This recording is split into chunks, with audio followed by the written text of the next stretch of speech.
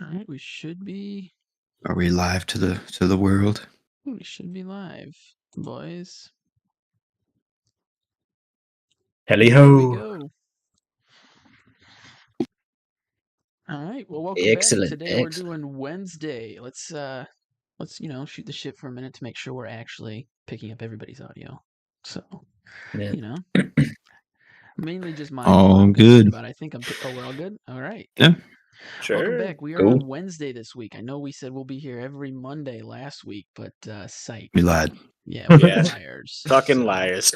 Next week it'll be Thursday. The week after that, Tuesday. Well, you have to be up on the schedule, but We're fluid, all right? We're fluid. Honestly, whatever way the wind's blowing, and we just go with it. that's Yes, life, sir. baby. But, Ocean of the ocean.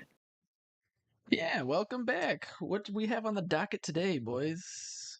There's a lot. There's a lot on the docket. Hefty. is a lot. Yeah. Good points. Any just warm up stuff on it? You guys want Big- to talk about anything Big cool? things should we just I've jump in? started this week, noticing that the 6th season of Better Call Saul was on Netflix. So finally, Oh yeah. getting finishing that up. Where you at right now? Big. I watched 2 episodes last night, and I was like, I couldn't go to bed after the last one. It was Is it the middle of the season? season or episode 6. I want to say Howard shows up after the photos, and Yeah, dude. Bro. That Yeah, episode is fucking wild. wow, Oh yeah. my god. So powerful. Yeah. Oh, I was Crazy. I was in shock. I was yelling at my TV. I was like, huh? I was like, Howard, Mm. Howard, Dude, Like- right? Like, oh my this god. dude, like this Yeah. guy can't catch a break. Like, yeah. So like super. I'm just like, I'm jonesing for the next episode, but it's That's phenomenal. I mean, that's like the crescendo of the series right there, man. That's Yeah. Yeah. That's huge. what it's like. It feels like it's getting towards Breaking Bad stuff. So Mm. Now imagine that, and you're watching it week by week, right? Yeah. Talk about Oh my fucking God. blue I remember balls. watching that, Yeah. yeah, like in a hotel because I was traveling, Yeah. watching that, and then like having to wait a couple, was it like 2 or 3 months after that to get to the next part? oh, is that when they did Yeah, did they that, cut it yeah, right there. break. Yeah, Yeah, that would suck. Ooh. Fuck Yeah, that was good. Fucked up move. Well done. Damn. But no, yeah. So heavily, I'm like, I when you guys were doing it, I like FOMO for like my forever while you guys were watching on AMC. Yeah, But, yeah, super glad to be back in it because it's just fucking beautiful it is. TV, amazing TV, like so Nice. fucking good. But yeah, other than that, still like getting close to the end of Scrubs train. So wow. we're Wait, getting like there. An season achievement. 8 or Season 6, near the tail end of season 6. okay, Yeah. gotcha. Yeah. Hmm. Yeah, so that's basically all I've been watching. I've been focusing more on Better Call Saul because As you It's should. just too good. right, Yeah, too Mhm. juicy. right. Yeah. Man, honestly, I feel like with the shit that I have to watch for this, I feel like I haven't really lot. had a lot of time to watch other shit. Yeah, I feel that. Yeah. It was a heavy But week for me. I mean, like we were talking earlier, I've been like rewatching It's Always Sunny, and I guess we'll talk about the new season coming out. And then I also watched this movie last night. Damn, I cannot think of the name.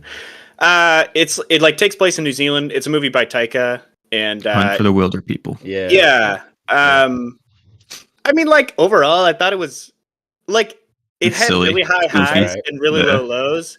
But like overall, I feel like it just kind of dragged on, and then it just kind of ended. Like Yeah. it was good. Like I liked it, but like overall, I don't think it was a great story. But yeah, it was. I mean, I feel like it's still worth a watch. I don't know. Yeah, for sure. It's Yeah. like, yeah, it's I feel like it was like story. yeah. I mean, it was It's like pretty a- heartfelt. You know, I mean, like, Yeah, I don't know. it's It's silly like a feel-good and movie. Yeah. heartfelt, yeah. Mhm. Yeah, cool to see. I mean, that is the kid from like the X-Men movies, right? Or the Deadpool movies, right? Or Oh yeah, Deadpool I was two. wondering what I saw him in. One, I What think. is he from? It's Where like is I that kid from? recognized Something him else. from something else. He's a but, like, major. yeah. Yeah. He's in Is it? Deadpool too. Yeah. Is that Was it good? Deadpool 2? Yeah, He's like the one kid who who can he talks like about fire or fireball and something. shit. Yeah, it's all right. Yeah. And then of course, fucking good old Sam Neill. Like, come on. Right. Mhm. Yeah, he was fun in that. Yeah. Well, Dude, I picked was- that out. I'm like, holy shit, is this the guy from Jurassic Park? He's Like, got Yeah, a yeah. like crazy beard in that movie, doesn't Yeah. Mountain Yeah. Man look. Yeah. Yeah. He's from New Yeah. Zealand too, though, so I think it's nice that he kind of played it. yeah, that's cool. Right. Yeah. Um, I did go on a movie binge this last week because I had free stars for a week. So I was like, Hell I yeah. gotta get all these out of the way. Yeah. So I Fucking watched subscription. Alien Resurrection. I watched Clerks 2, Clerks 3, Grimsby, The Walk, Ed TV, Man on Fire, The Equalizer, Bad Boys for Life. All last week. Jesus. Yeah. I feel like Couple of those were during work. nonstop, like, Just put it on. Like Grimsby was it's like a trash movie that you just throw on, and it was what I expected, but I at least like can check it off my list. But there were some good ones there. Yeah, Starks has some good options. Not gonna lie. It So, does. Mhm. I watched a few more than my usual week because usually I do have the what's on the docket. But I'm going since we watched Alien 3. I went back. I watched the first Alien, which is really good. But then the second Aliens, like that movie, that was Oh, you a watched standout that one? movie for me. Really That movie fucks so hard. Like so you're on the Alien squad. I see. yeah, and Prometheus actually is super successful. I mean, there's some things about it where I understand some gripes, but I feel Mhm. like after watching Alien and then Aliens like in succession, I feel like this Prometheus was like very well done in terms of like a prequel, like origin Yeah. story of aliens. It did a lot of things right for sure. Yeah. Yeah, I remember being very Mhm. satisfied after watching Prometheus as like a just like how it feels like it fits into Right. that alien universe a lot more than a lot like 3 and some of the others. So. Yeah, and that was a realization after watching Aliens. Why they decided who sat in the writers' room and thought, let's kill off all the interesting people, and then take away Sigourney Weaver's or Ripley's personality. And Yeah. Mhm. it's just Seriously. like, why? It made Aliens or Alien 3 much worse of an experience for me after watching Aliens because Yeah. that movie was so it was perfect, So Yeah, they destroyed all the elements that made it good for 3. Yeah. Like Yeah. I was like, literally killed them what off. happened here? You threw it in a wood chipper. There's so Yeah. much potential. And mulched also, it out the other side. Putting the face hugger on the ship when they left, that is bullshit. I mean, the alien, there was no way there was a face hugger on that. Just throwing that out there, that was just their vessel to Yeah. get. Yeah. Yeah. But, The franchise Just saying. still with so like how I mean, we don't have to talk about Covenant because I mean, whatever. But how is Alien Resurrection? That's the fourth one. That's number 4. Yeah, Yeah, it was pretty bad. Not gonna lie. Okay, gotcha. Honestly, I think it might be a little more enjoyable than 3, just like on an entertainment basis because it's trying something else. Hmm. It's basically the same movie. I should it go was back like- and watch 2 because I haven't seen 2. But I mean, That's a if good you- one. Yeah, I mean, It's James Cameron. yeah. At I I some mean, of I've his seen the prime first. shit. Like I've seen the first one and 3 and the 2 new ones, and that's pretty much it. So honestly, That's most of them, this though. one, it just makes me. I already dislike Avatar and Avatar 2, but like, he just takes from his own movies and is just like, look, guys, I have more technology now, so I can make it look even better. But I think honestly, Aliens looks better in terms of like the big walker machines that he has. Oh Yeah. I don't know. man. It all look, and the alien itself is stunning. Like Hmm. the Yeah. props, the practical Queen, effects that they use. yeah. It's insane. Yeah. But yeah, no, it made me. That was like, this is where Cameron peaked, And then after this, he was like, look what I could do, guys. The same thing. Let's go over into and the Was- over. ocean. Then he goes to T2 after that one, right? Is that? I think so. Yeah. And then he's just kind of doing greatest hits after that. Yeah. Which I Uh, guess is fine for him. I mean, he's making the paycheck, so Makes a billy every movie, so Yeah. he's doing something right. Yeah, it's cool. I just like the Alien franchise too because I like how it's like he pushed it into like the like from horror to like an action thriller. It's a total thing. different Like, flavor. It evolves really cool, like in a really cool way. But yeah, and it's like it's an essential action movie where it's like you have the meatheads, you have the jarheads, Yeah. and you have Sigourney, and then you have the little girl that actually Chad. works in this Mm. dynamic, and then you have the relationship between her and Hicks. I'm pretty sure it was Hicks, where it actually feels organic and real. I don't know. It just all worked so well. And Sigourney is such a badass leading. Yeah. I don't know. She's throughout, I awesome. just remember throughout Aliens, it's just like you're like, just like feeling the pull to Sigourney because like you know what she knows, Yeah. like more so than everybody, all the other characters until shit starts to go down, Yeah. obviously. But which is awesome because then you get to see like her go back into survival mode and like Right. fucking with that girl, which is, but also Bill Paxton, like fucking Oh, fucking yeah. great. Fucking Game great. over, man. Game over, man.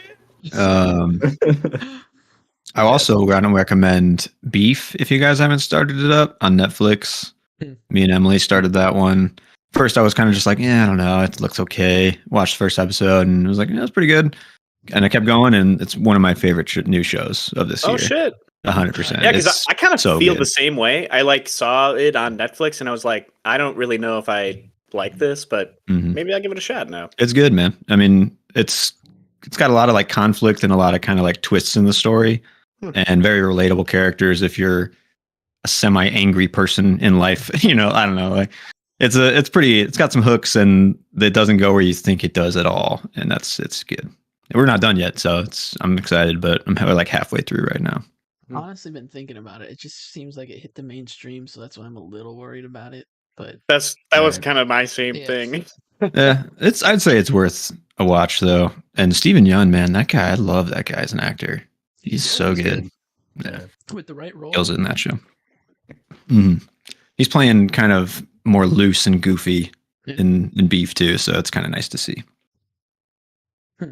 Yeah, should we get into some news? Well, one more Sure. thing. I just want to throw this out there. I know you guys are Love Is Blind doubters, Matt, and actually, no, you were a doubter. You can't convert me, I Brad.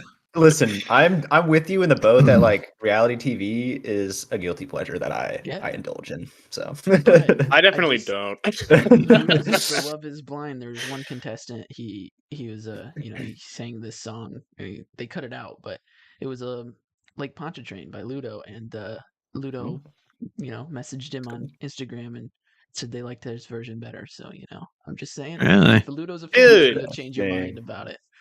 That's pretty badass. I'll YouTube that one moment, and I'll be like, all right, I got it. Yeah. That's all I need. yeah. It's cool though, yeah, for sure.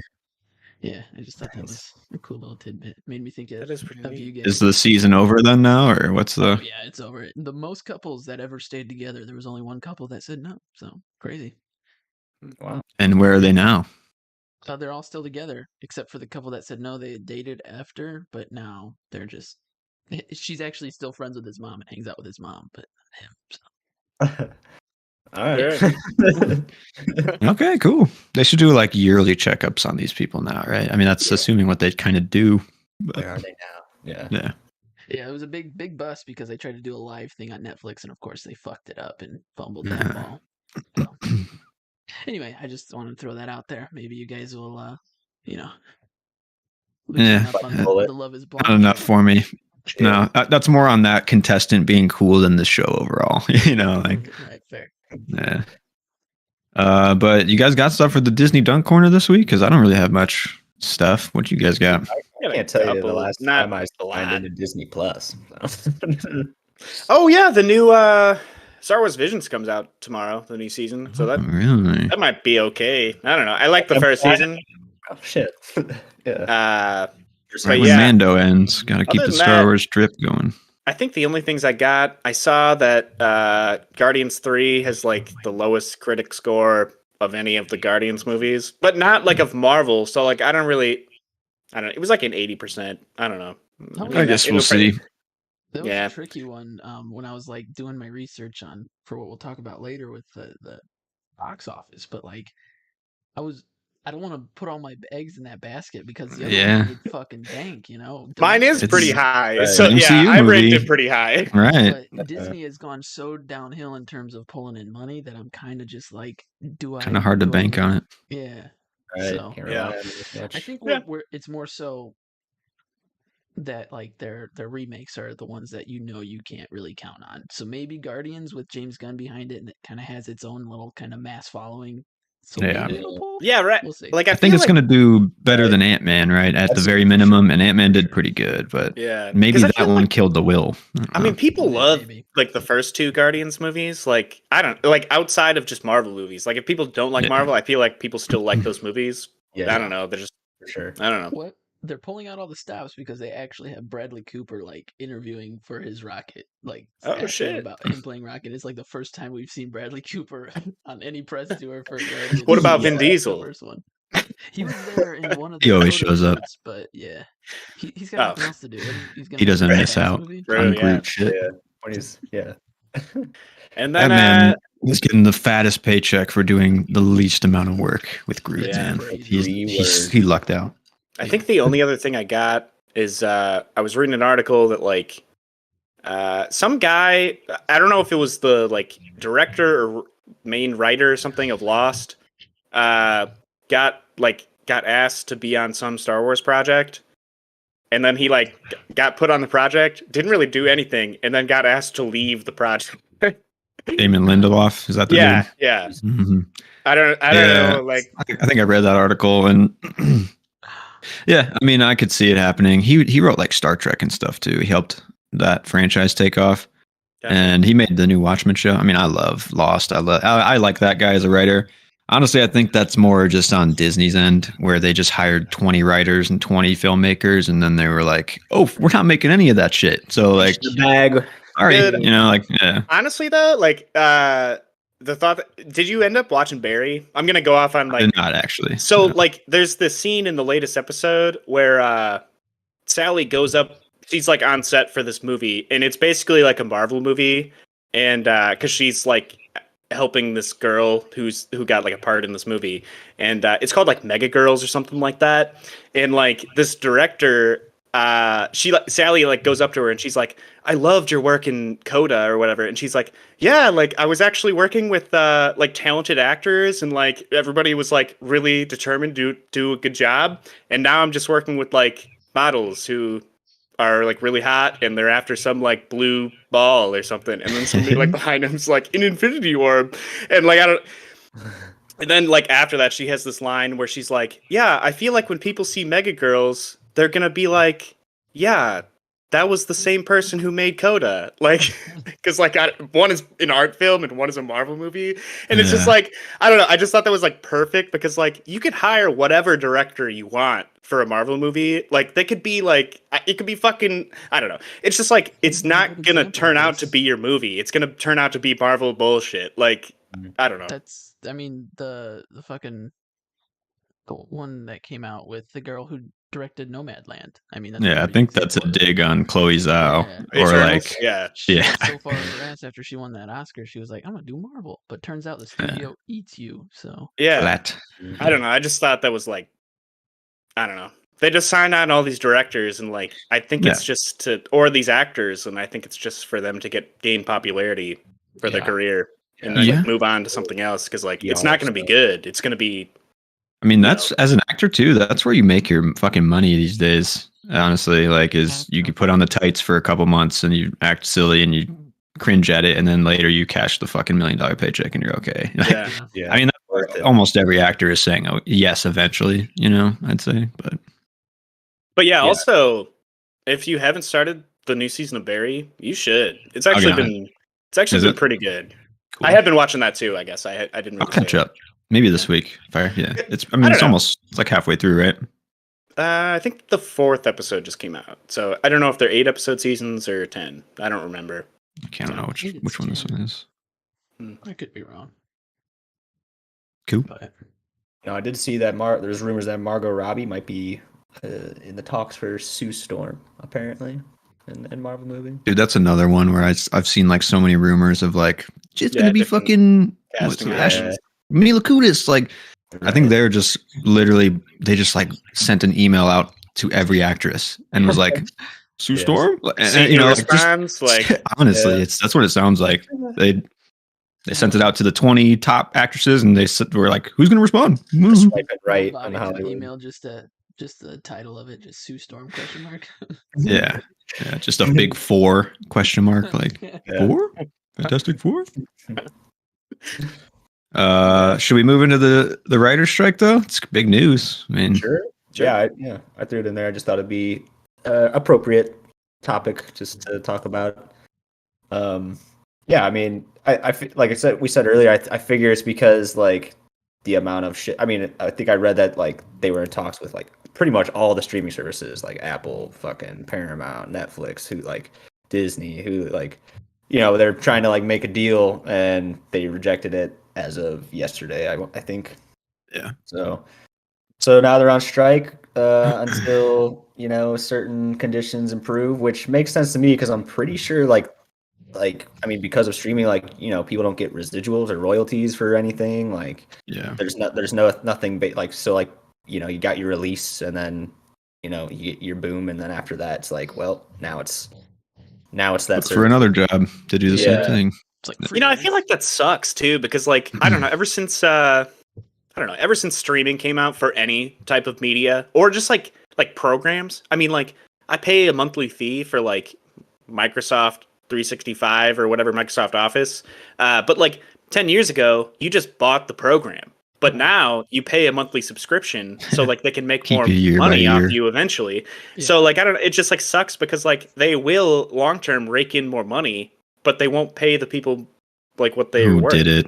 Yeah. So like they Yeah, eliminate the royalties, so they end up like making like more money, you know? Like Yeah. I don't know. It's Yeah. literally it's literally like exploitative of both the workers, like the production, the crews behind it, and the audience. You know what I mean? Which is It's- like, it's just kind of gross. Yeah. It's like Yeah. the whole like, you know, the Blu-ray thing where if your movie didn't do well in the box office, you could always rely on the DVD sales or stuff, and you know, eventually that got sort of phased out because people are like, oh, physical media, that's so fucking lame. So Yeah. it's just like everyone's Yeah. streaming now, so that's where everybody goes. But then again, like you said, they don't get the royalties, which Yeah. I don't understand. I'm with you guys. I don't understand why or how they can't get a piece of the pie. I mean, Right? Like based on Well, like views or like how much it's being I streamed. think that or Yeah. something views like are that. what they should really do, honestly, is like, because then you're motivated to make the best thing, and also like you're compensated that way if it does do Right. good, honestly. But yeah, I think there's going to be a lot of questions on what they could possibly do and how to compensate them, because Yeah. Just the yeah, old 'cause, like, old model was like you paid to show Friends on TBS Yeah. this much money, and then every episode they played, the cast and whoever got the residuals gets that. yeah. I don't know. And like you kind of were saying too, Alex, like there was like the lifetime of the movie that you like Hollywood could rely on. You know, it's like Yeah. the box office release. You know, if it doesn't do well, it doesn't stay that long. Then it goes to DVD. It doesn't go to DVD. Then it's like something or whatever, rentals and stuff like that. So, and I'd think you'd figure that they'd like just come up with like something similar to that for streaming. Which is what I would guess is what they're talking about. Like the writers are trying to move forward. Yeah, I think also they need to start just valuing writing on another echelon of pay, just in general, because if you haven't noticed what is flopping or what people like lose interest in, it's because they don't have quality. Like, I mean, to me, writing is the most important part of the whole process. Yeah. Because if you don't get it right on the page, you're never getting it right elsewhere. So like, they need to compensate the people that are building their brands for them. It's not, I mean, it is like the production company in the end, they make it or whatever, but the writer, the 1 to 2 to 3 people that sit down and craft nothingness into something. Story. Yeah. Yeah. I mean, they need to be paid correctly. Just, yeah. And if they're only getting paid for 8 episodes versus like 26, why would you write anymore? Like, it's just, it's not motivating. Oh, totally. Definitely. Totally, yeah. Yeah, you think you'd think that there'd just be like more value for the writing, and I don't know, maybe it's just like the industry's like standard or like their philosophy, but it's like it's just like hit the deadline, right? Like get something on the page and have it done so that we can get into production by this time, and then Hire a writer out for 2 weeks of work. They'll do Yeah. their draft on it, and then they're It's done. like there's no appreciation for the art, you know, which right. blows because Well, I mean, watching the older movies, it's just like there's so much there, you know, there's so much heart and soul and Care. Time. and then now you're in the phase where it's the cookie cutter movies where it's just Disney doing what Disney does, and here we are, you know, it's what we get. Garbage. Yeah, a lot. Sucks. Well, hopefully this strike. Honestly, I kind of, on one hand, it sucks because like all my favorite shit's going to be postponed now or whatever. But on the other hand, it can last however long it needs to like really prove the point to the people that, because honestly, like it would be the worst case scenario if they just like never accepted their terms and then hired like other writers for the rest of the days and like a quality dip would just be immediate on every single entertainment piece. Like it'd be crazy. I mean, that's like the benefit of having a union, a writers union. But Someone who will back you. Right. And, you know, they set the standard kind of a little bit, which is necessary. But yeah, it would suck to see if like, I mean, with how big studios are growing because of streaming, it would, yeah, it's not, I don't think it's like out of the picture for them to be like, well, we'll just fucking freelance. We can do this. Writers, indie writers, or pull an executive, have him write something up. Who gives a fuck? We're gonna make final draft. I can fucking do. Oh, I have to fucking pay. Have an executive write something up. Oh my god! You know how bad that would be. Dude, yeah, like just the nearest fucking suit, like trying to scribble down something on the page. Mm-hmm. Holy shit! Yeah, but like that's what we're in for, boys. Yeah, get ready. Past them, the fucking lizard people, they're out there. Well, and some more positive news. I saw that Bob Odenkirk's getting cast in the season 2 of The Bear. Exciting, dude. Finally getting the recognition he deserves. God damn. I mean, The Bear is one of my favorite shows of last year. Still, oh yeah, like, so that's still on my list too. I mean, like, have all of you watched it? Yeah, dude, check it out. Especially living in Chicago, I think that's why Bob Odenkirk got cast this season, because he's a native Chicagoan. I think that's cool to me. Like, yeah, he's like kind of back to that story, which is cool. And I mean, that show totally captures like the vibe of the city. I'll write it down. Yeah, for sure. Put it on my list. I mean, I watched that in like a day or like 2 days. I want to say, because that show it's only like 8 episodes or something, right? Yeah, it breezes. 2 minutes. So yeah, that's not bad. I could get done with that tonight. There you go. I watched it all in one night. It's pretty easy. It's good. I'm excited for season 2.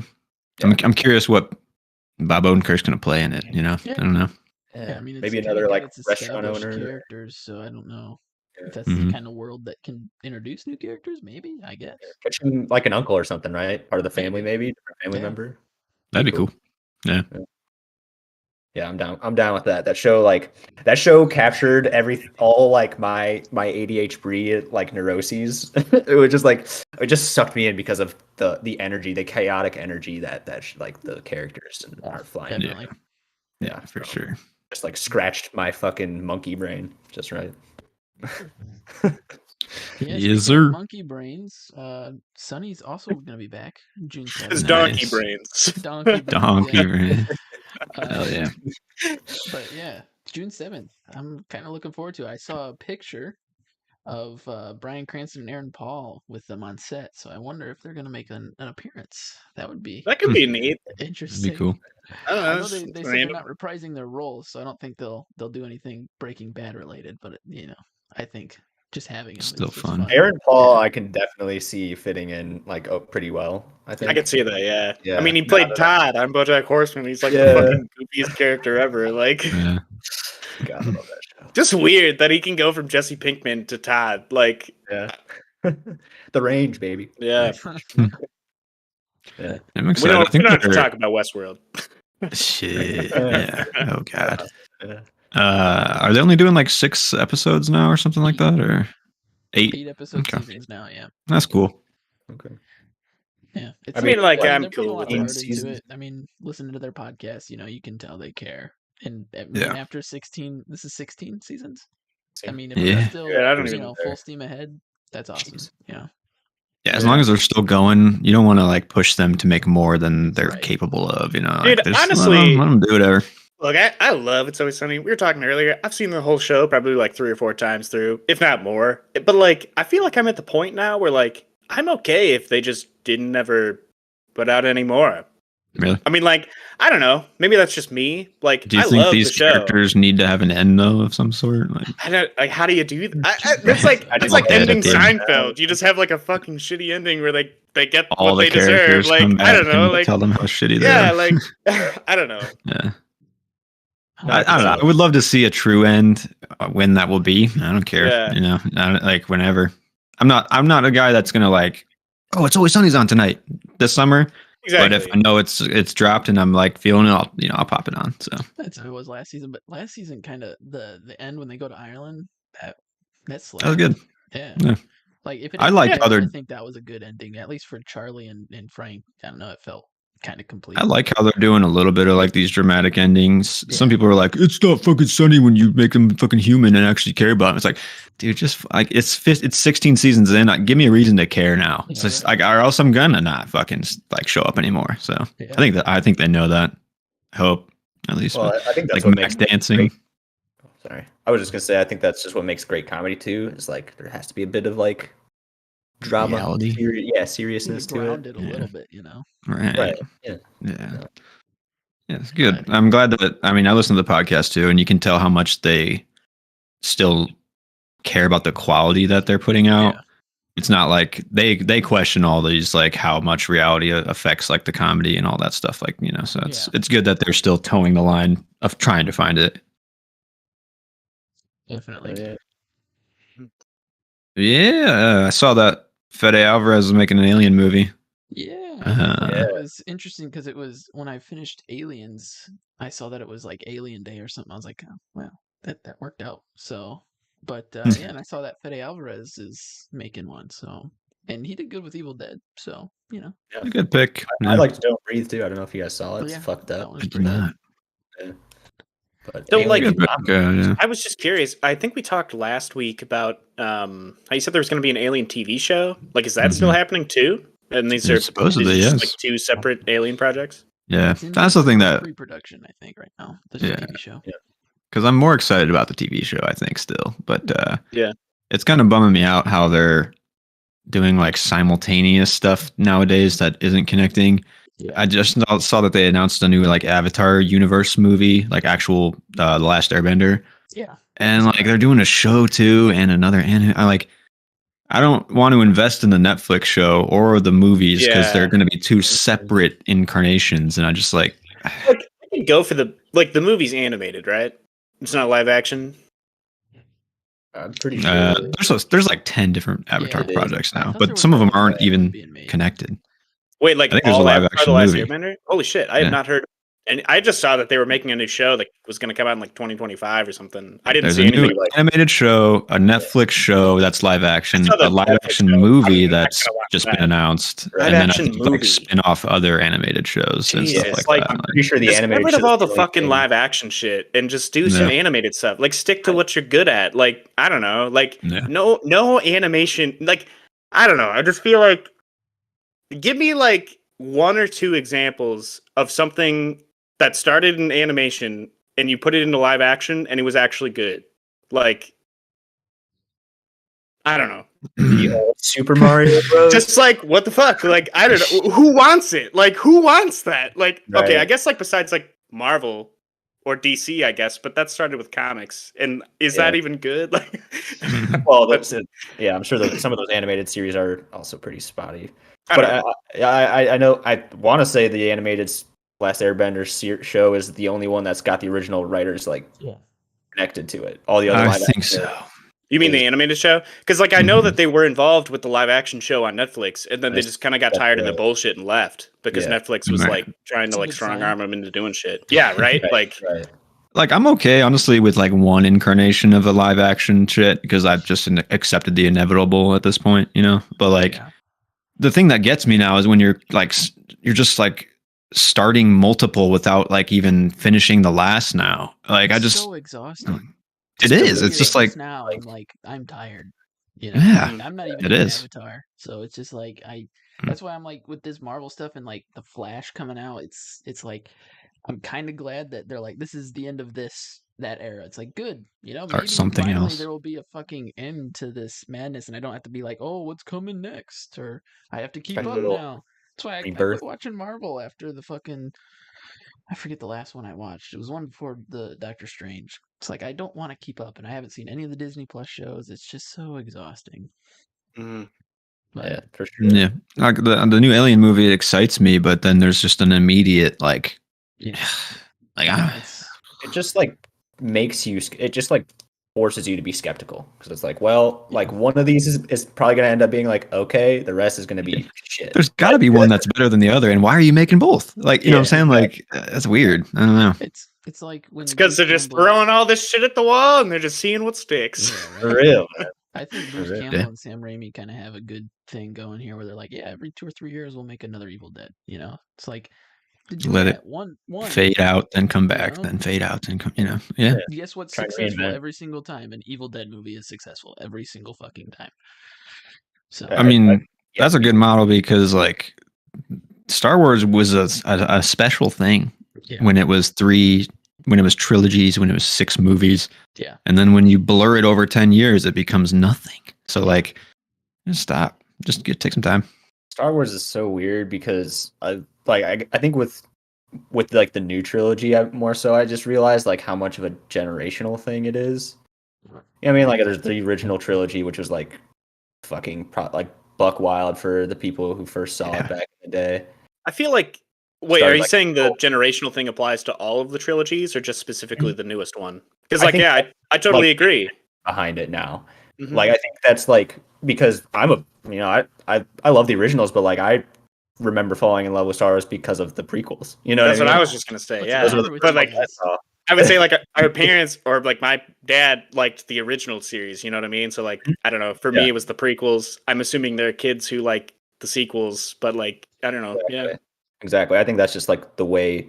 Maybe that's just the focus. Maybe it's unintentional, and it's it is just the money making scheme for Disney too. But look, I like to think it's intentional. That it's like, oh, look at the cute. We got BB-8. Look at all the like the kids. I Can really mean, love realistically, Star Wars. all Star Wars is just sci-fi, Fast and Furious, guys. That's all it is. Like, Wow.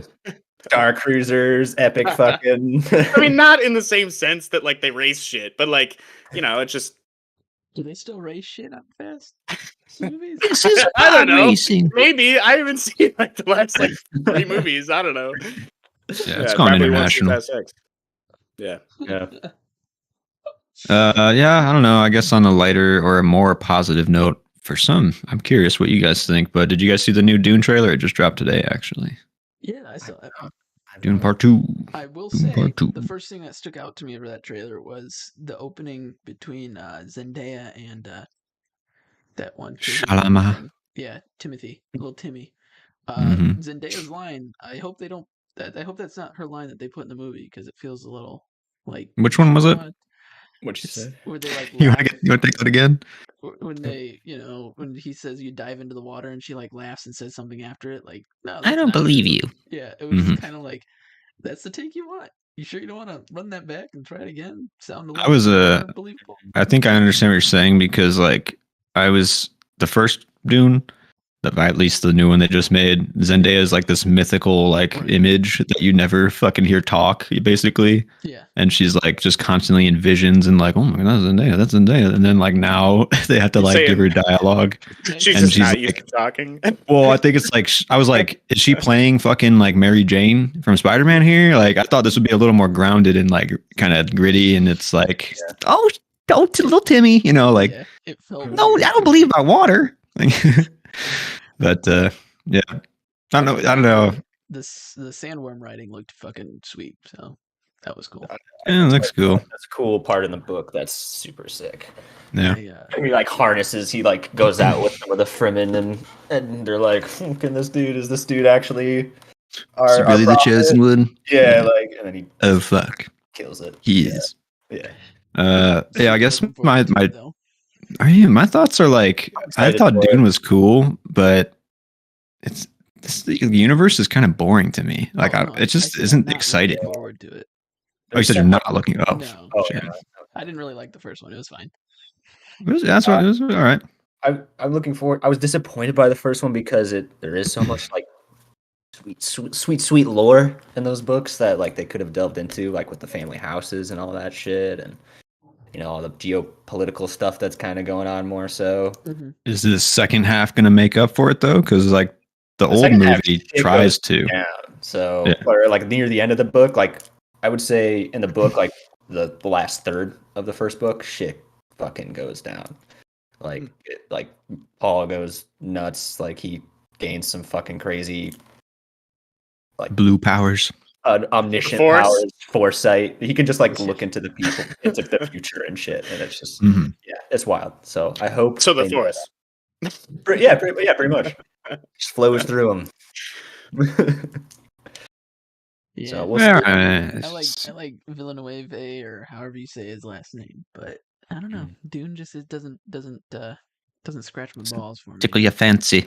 I kind of feel that. I mean, every time I like see something about Dune, I look at the first comment and it's like, I could really not be any more excited about this fucking movie. It's like, really? like you really like Dune this much? Like I just don't get it. I guess, but I Noah read the book, so he's probably The books more are into it. phenomenal. The books are phenomenal. And people who read it are probably anybody. Yeah.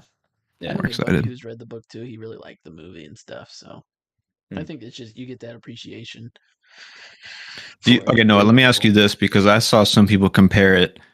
Do you think these Dune movies are on like the Lord of the Rings scale of like perfect interpretations of book put to screen? No, okay. Yeah, no. Because I hear that too.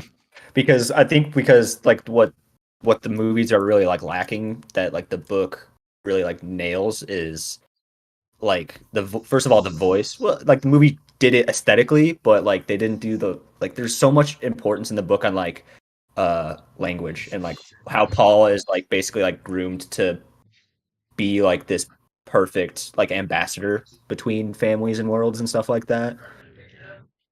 And the Freemen are kind of like he kind of branches off, and that's why that's like his story. He kind of goes against like the structure of houses. He kind of like he involves himself in this world that is like the savage world that no one is really supposed to get involved with, right? They're supposed to be like subjugated and left and like exploited and that kind of thing for the spice and for the spice runners and for the empire and shit like that. So like I didn't get like much of that sense from the first movie, which was kind of a bummer because like there's a great scene in the book where you get the Harkonnens, like they come down for dinner on Arrakis, and like there's basically like verbal like warfare happening at the table at dinner. Voice warfare. It's like fucking, it's like so cool. Yeah, and like and the writing in that specific scene in the book is like just mind bending. It's just fucking it's so good. So I was like so And that was left out completely. Yeah, in the movie I don't, because I was like looking for that in the movie. I was like ready for that scene specifically. But yeah, it's interesting on and that there's a same. speech. Oh, sorry. No, I go ahead. I'm just On that rambling at same this point. level, I just read the first Lord of the Rings book and rewatched all the movies.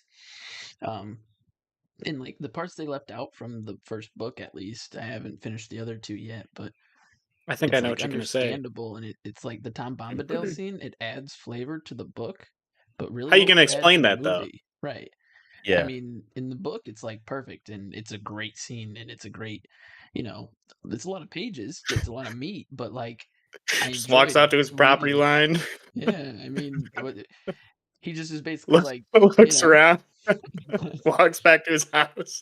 yeah, Yeah, I don't know. mean, it just adds flavor in that story in the book, and Right. adding that to the movie, I don't know if it would add any value to it. So I understand why Peter Jackson was like, yeah, we don't need this part, Yeah. So It was a good judgment call. Probably would like Yeah. slowed it down a lot more in the movie, and yeah. So I feel like people would have questioned like too much, like why is this guy not really doing anything? Because Yeah. like you only have a certain amount of time in the movie to like explain this character, and I feel Right. like it would not have come through. Yeah, I totally I mean, agree. he doesn't really Because like some people complain that they didn't add Tom Bombadil into the movies, but like I think it was fine. Like Yeah. because like it would definitely be, I don't know. Yeah, He's I feel really like it more would have like just a- been too confusing for people who hadn't read the books. You like, know, oh, why I don't doesn't know. the ring affect him? Whoa, why don't they Mhm. explain that? Things like that. It's like, just I'm glad. Why it's a good doesn't the decision. ring affect him? Why can't I've never read the book, so I'm curious. He's kind of like a, I don't know, like a hobbit, not like a god. I but don't like know. a Yeah, he's spirit, like rather. Yeah, That's cool. like he's like a mystical hobbit spirit kind of. but like I don't know. Yeah, Hmm. Yeah. Interesting.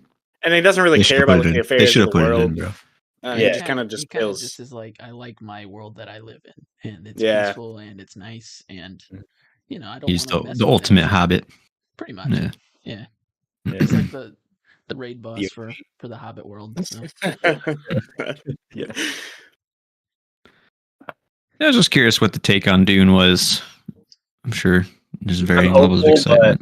but I think after the first one, my expectations are a little lower.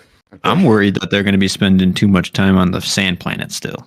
Like they need to get off and do more politics, do more otherworldly, stupid, crazy shit. Because I don't want to see the sandworm for an hour and a half. I just don't. I saw the sand for 2 hours last movie. I'm good. Like I don't know. We'll see. So let me ask you this. In his tent for like an hour of that last movie. Capturing his tears and fucking drinking them. So I still haven't seen the first one. I don't know. What do you think? Do you think I should read the book before I watch it, or should I just go into it and watch it? Like I said, I would recommend the book to anyone who's like into sci-fi, fantasy, or anything like that.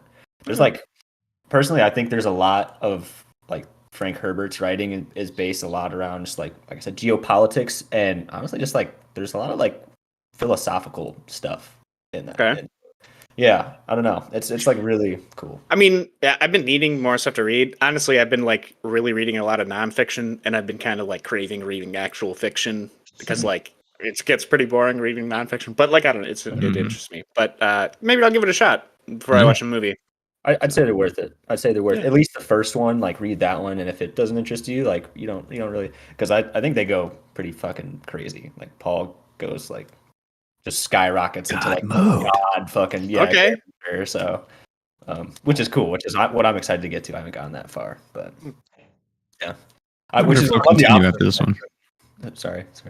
No, yeah, you're good. I wonder if they're going to continue after Dune Part 2 or if they're just going to call it here. You know. Yeah.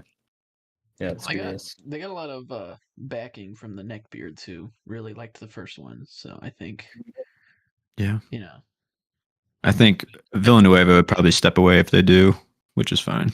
I'm okay with that because honestly, I don't know if he was like if the tone was really like the perfect tone. That's because the first one seems like empty-ish to me.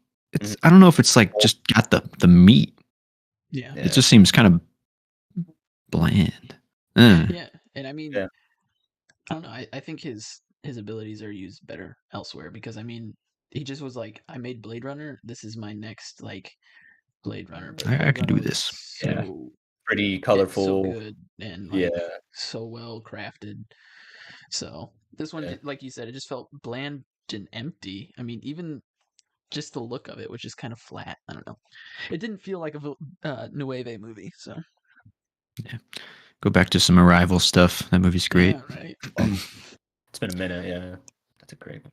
Yeah. Did you guys see the new Flash trailer though? Final one, I think. Yeah, I watched it earlier today. That was the first Flash trailer I'd actually the excitement up. Oh, really? I didn't watch. I mean, like I'd seen parts. I'd seen they exist and like parts of them, but I didn't watch any of the other trailers. I don't know. I mean, didn't really do much for me, but that the last one didn't. Yeah, but I don't know. I guess like a couple things I'm curious about because like I think that they're following the Flashpoint like storyline from the comics, like vaguely. And I'm assuming like this is going to rewrite their universe for James Gunn to just come in. I think so. It's gotta be but the like reason they kept Ezra. I mean, after all. Yeah, right. I mean, that's what I was gonna say. Yeah, like what the fuck? I don't know. I mean, he was going off for a while. But I guess I'm going off. Yeah, he's getting better now, right? So I guess like really like the only things I'm curious about, I guess, is like I don't know how much they're gonna like bring up the other characters from other movies. Like Zod's obviously in it. They like replace Superman. Yeah, Ben Affleck. You got fucking Michael Keaton. And then there's two Flashes, and there's one in black. I don't know if that's supposed to be like Reverse Flash or what the deal is, because they're both Ezra Miller. I think. Yeah. Like. I think if they're going off the Flashpoint, isn't it Reverse Flash? I mean, my buddy he watches the show. I thought so, and he was talking like that's that storyline, but they like did it in the show already. Yeah, but like also, I mean, look, in Flashpoint, I mean, he saves his mom. Like he goes back in time, saves his mom, and then he goes back to the future, and like shit is like different. Like Michael Keaton is Batman in this, and he is still Bruce Wayne. But when he comes back in the Flashpoint comics, when he comes back. It's like Bruce Wayne was the one who got killed in the alley, and his parents survived, and his dad is Batman, and his mom is the Joker, like in that universe. So, like, I think that I think they're just vaguely following it. I don't think everything is like perfect. You know what I mean? Yeah. But I think it's just like loosely following it. So We'll see. I'm really looking forward to is it's Andy Machete. I think he makes some creative stuff, so maybe it'll be interesting. I don't know. Maybe. I mean, it looked like there were I going to don't be know. some cool sequences, but I don't know. I mean, realistically, I feel like they just kind of copied what Marvel's been doing these days with multiverse shit to just rewrite their stuff. So Like, I don't know. it's an easy out. Yeah. You Yeah. know? The most curious thing, like the only real reason I'm going to see it is to see what the next thing is, like, or how they're going to go about it next. Yeah. I think. But For sure. Yeah. Yeah. I'll That go was see it in actually theaters though. You know, tough, like oh no, you go. I was just gonna say it was tough to add it to my domestic top 10, knowing that James Mhm. Gunn was gonna be in charge of DC. I was Oh like, man, shit! I couldn't I trust. didn't- I didn't know whether to trust, like if they were gonna pop off, because of that. Yeah. So It's Yeah, tough I totally forgot to ballsy. add that to my list. Fuck. Uh-oh. You got what, like 10 minutes to squeeze it in here? 5 minutes? We'll give you 5. Yeah, I mean, we can move into the top 10 summer domestic box office lists here. Just thought it'd be kind of fun to put some in rankings and see who is the closest at the end of it all. I was how did you thinking- guys, like organize your list. Did you go month by month and then like organize it that way and then put it into this, or how'd you go about it? I went through all the ones that were coming out in the summer and I put them all on a list, and then I just or I put like all the ones I thought would be potentially in the top 10, and then I chiseled them out and put them in order after that. That's exactly what I did too. same. That's kind of Yeah. But Except for there the was Flash, some, apparently. yeah, that one just passed right by. Well, Blue But Beetle. yeah, there were some tough decisions here, and some of them I'm not sure about, but I have to kind of put them in. I was wondering though, should we how are we going to rank these points? I feel like we should do like 1 point if it's in the top 10, like 1 point, or maybe more than 1 point if it's in the actual slot at the end of the season. Yeah. You know what I'm saying? Or like that's how you really get the juice. Yeah. Like, so act- maybe Is it- cool. in the top 10 you get point, and then if it's in the top 5 maybe 2 points, and then you get bonus points for getting it on the money. nailing it.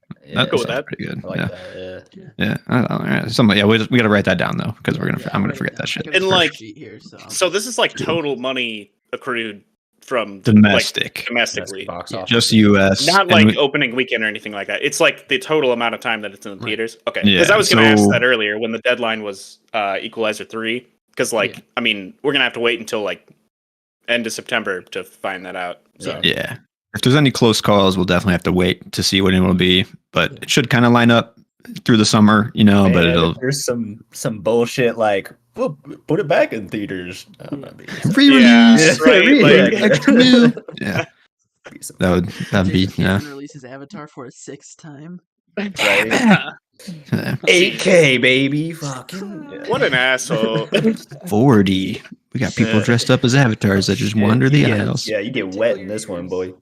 Yeah, they just rub their tail in your face. Oh my god. So should we just go around 10s, 9s, or should we just have everybody go through each one of their lists first? Or Do like everybody's 10s, right? Build up. Sure. Build up. I feel like Number we're- one. I'm mostly gonna have the same 10s for the most part, I figured but it's our about top- what the order is. I don't know, Yeah. guys. I feel I am not confident in my list. No. I What was do you guys have yeah, for 10? Sure. that's fun. Well, before I my- had to add the Flash in, I had Oppenheimer, but now it's Asteroid City. Oh, Okay, interesting. I want to see that one pop off. I don't think it will. Put though, it but that's just low my theory. because, Yeah. like, I mean, like, I feel like it'll still do okay, but not like Yeah.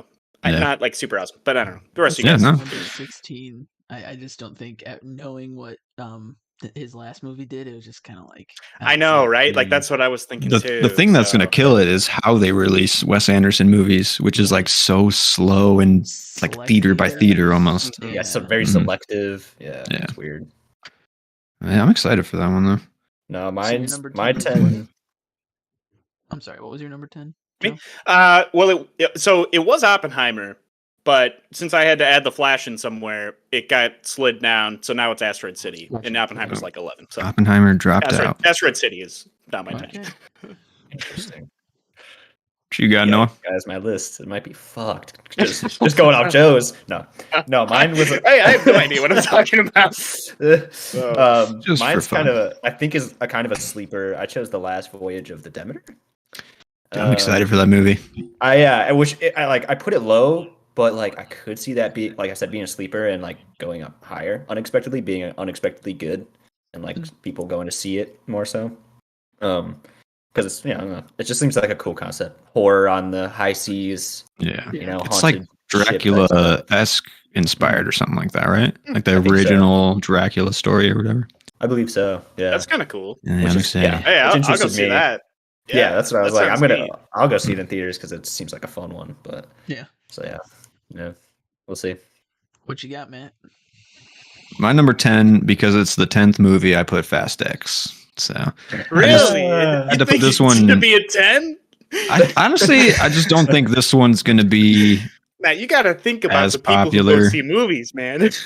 I put some Facts. thought into it. The fans are a family. Okay. Did you Yeah, they're agree family. They're bringing their whole family to the movie. No, I didn't do a lot of research. in the heart of the situation of the world, and it still made damn near 200 million. So domestic. Domestically, it did. Wow, that's It crazy. Insane made to me. 179, I think. I think this one though, people are my theory on why I put it so low. I just wanted it in the top 10 because I think it might be, but I don't think people really care anymore. I just I think they've I been don't know. burned a little bit now. It's like 8, 9. I don't know. It'll do well. I just don't think it's going to do as well as most people think anymore. But that's just my theory. Jason It's made Momoa, man. worldwide $1 billion still, so it's in the Yeah. billion dollar club. That's what I was gonna say. But internationally, I those don't movies know. fucking Yeah. kill. Right. But What you number got? 10 was Oppenheimer. Or yes, Interesting. Okay. So before I had it in the flash, we were the same. Yeah. I had Barbie there, but I switched it because I don't think Barbie's gonna pull as much. You know, I had those Hmm. right next to each other because I think that they're coming out the same weekend. I Yeah. feel like they're Mhm. gonna like knock each other out. Like Yeah. I don't It's know. going to be tough. Yeah. It's just, people That's know true. Christopher Nolan and Greta Gerwig. Yeah, she's made like 2 good movies, but Christopher Nolan just with the cast. I mean, I guess you had the Margot Robbie Ryan Gosling thing, but I I just think feel it's just like Oppenheimer's two gonna pull. different crowds that are gonna go Yeah. see Oh, those yeah. movies. You Very know, like different. Yeah. Very different target audiences there. Yeah. Oppenheimer's my number 9. Okay. It's Okay. the one. If I were going to take one out, though, I think I'd take Oppenheimer out because Christopher Nolan's got pull. yeah. and I it- didn't know huge about pull. this movie. Like Right. I don't think most people even really know about it. I don't think when they hear Oppenheimer, that's not a movie that people are going to like Yeah. jump to see, I'd say. Yeah. But I put it in 9 just in case Nolan's draw has it. But that's the one I think I'm most worried about breaking. honestly, the first time I saw the wild card. trailer even was it during like before Bo Was Afraid. I hadn't even seen the Really? trailer before that. Yeah. Gotcha. I don't It's a good know. trailer, though. Yeah, it was good. It was good. Yeah. Slaps. So, So weird Got me because- ready. I mean, Yeah, like when I first saw that trailer, it was one where I was like immediately like, "Fuck yes!" I mean, Christopher Mhm. Nolan For sure. on top of a badass story, like dude, and I like Cillian Murphy too. I feel like he does a Yeah. good job. I don't know. Yes. It's a big cast. I'm excited, but I just don't know if the general population is as excited as I am. Exactly. That's Exactly. my Yeah. theory. yeah. My Yeah, what'd you guys have for number 9s? Blue Beetle. That's my number 9. Hey, that's mine too. Yeah. Oh, Oh, really? you're number 9? Oh, shit. I put that I high. left that one out. Actually, wait, Really? I no. don't think it's That gonna is my pull. 9 I now. just- That is also my 9. Hey, You're not as even well. reached Hey. it. Guys, It we bumped all- down to number 9. If we nail that, that'll be Yeah. That's gonna be big for you guys. I'm gonna fucking take a poop on that one. I left that out of my top 10. I just I don't know. I don't think it has like the hook. The trailer didn't sell it, and I think it could find an audience, but I don't know if it will. That's mine. I just think it has that just the DC gravitas. I mean, it's James Gunn's new Mhm. universe, so I think it's gonna have a new life. I don't Plus the think heat I of think the Karate trailer was Kid. kind of bad, but I mean, it just doesn't seem. It seems generic, but I feel like it's still gonna pull some cash. So for sure. That's how I felt about it a little bit as well. yeah, My number 8 is Barbie. This is another one where I was like, oh, Oppenheimer and Barbie. I kept like moving these around and like adjusting them 9, 10, 8, like out. I just, I'm banking on the buzz for Barbie. It has it's like marketing is so solid that I think it's going to be able to draw people in. I'm not sure if it's going to pull this much, but I kind of hope it does. And I think it's going to do better than Oppenheimer. That's my theory, but I don't know. It's tough. that would be I can interesting. agree. Guys, I agree think with this is where my list is going to start going off the rails. Yeah. Same. Mine is I have- already. I have Transformers at 8. Same. That's Hey, man. also my Oh, number. shit, 8. not a Yeah. bad- yeah. I thought it was like, Really? I don't know. Yeah. That's my I thought it 7. was okay, Yeah. but oh shit. Okay. I mean, Well, I guess I wasn't that far off. Yeah. the originals did good money, but like Yeah. Uh-huh. Bumblebee kind of dropped off, so that's why I dropped it down a few notches, just because. Yeah, right. That's why I didn't know. Like, are people Yeah. still gonna go see these movies? Like, that's why I don't know. Yeah. I kept it kind of low, but I'm like, I feel like it'll still, bring some stuff in. I don't know. I think the Fan beasts are base. going to bring it. That's my Yeah. like this one. I think is going to sell more than the last 3. So that's my theory, but I don't know. Maybe it's been too long. I mean, even Sarah was like, "Oh, those are actually kind of cool," and she hasn't seen like any Transformers, so Hmm. they got one ticket right there. Nice. What'd you have for 8, Noah? Mine is Fast 10, Fast X, Fast 10. Infinity Wow, guys. Yeah. Maybe I ranked Fast X way too high. I don't know. number 1, maybe. I mean, it, No, Well, it's not like I number said, one, but It might have been if this was international. I would have put it at 1. I would have. yeah, Yeah, I would have exactly. taken it a lot more seriously if it was international. But That's Just- actually no, my I don't know. number 7 is Fast X. So Damn. I mean, okay, I so dropped we're- it down just because I that was area. kind of where Matt was, where it's kind of like, did it lose some fan base after the outrageous 9th one? But then if you just Mhm. look at the numbers, even with the 9th one being released when it did, it made good money. So I think Yeah. it's still possible. okay, Plus the spin-offs, Hobbs and Shaw. Like they're Yeah. making those, which is Mhm. like how, why? maybe not. The Rock might just be done. I don't really know. Yeah, Yeah. he's out. He's out of the family. They got a hairier Samoan. in there. And then what did you have for your 7, Noah? I don't know if this is a. I might have fucked up. I don't know if this is a Summer. theater release, Hmm. but I put Elemental as my number 7. It's a theater. It is a release, yeah. theater, really. The theater. Okay. That's one. yeah. Yeah. No, I don't know how where animated stuff stacks up, and that kind of thing. But I saw the trailer for this, and I was like immediately like interested. So I still haven't seen the trailer yet, but the idea I think is a really solid premise to hook people. yeah. But I was banking. I left this one out too, and this is one that I think was. If I were to put one in, it'd probably be Elemental. Really? But I was banking on like Lightyear not doing good, and I think like these Pixar Yeah. movies just aren't as buzzy for theater goers. But I don't know. Yes. I could be wrong on that one. Totally It's wrong. number 22 on my list, so just because Really? of how bad Pixar's have been doing. So I think that one looks good though. I think like I this just, one yeah, I could just be like the enough. premise of that one enough. Yeah, Mhm. like so. tracked, different weird kind of world, but yeah, Mhm. I don't know. So you put Transformers for your 7, right, Matt? Yes, I did. And then I put the new Equalizer at my 7.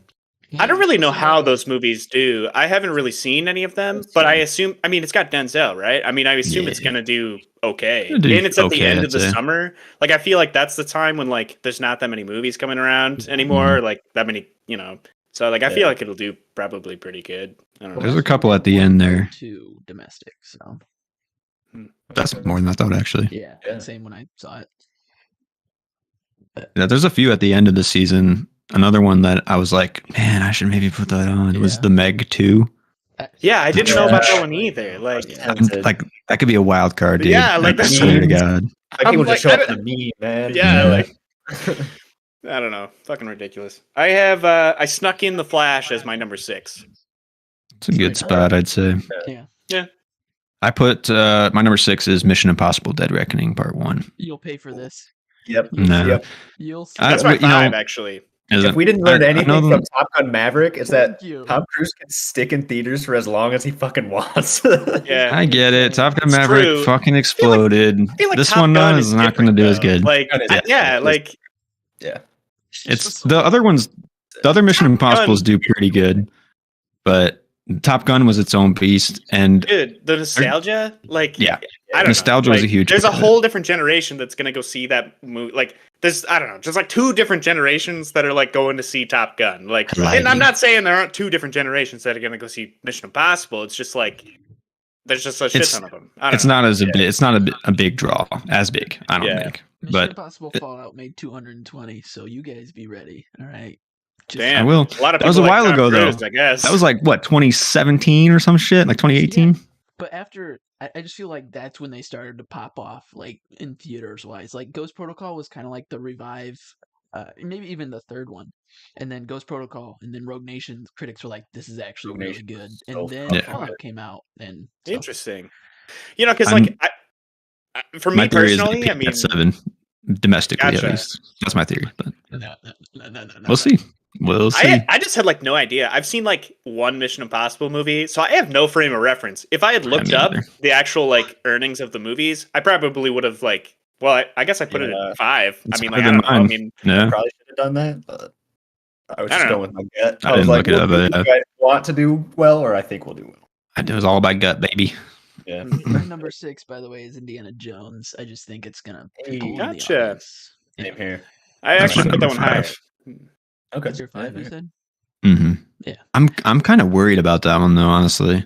It looks bad. Like finding the audience. Yeah, I don't I know. mean, I know it's there, but like, I don't know if it's enough to bring people to the theater for it. I don't know. That's We'll see true. though, I mean, it still has Harrison Ford at least. Like, Yeah. I feel like that'll Yeah. bring in some old people, right? for sure.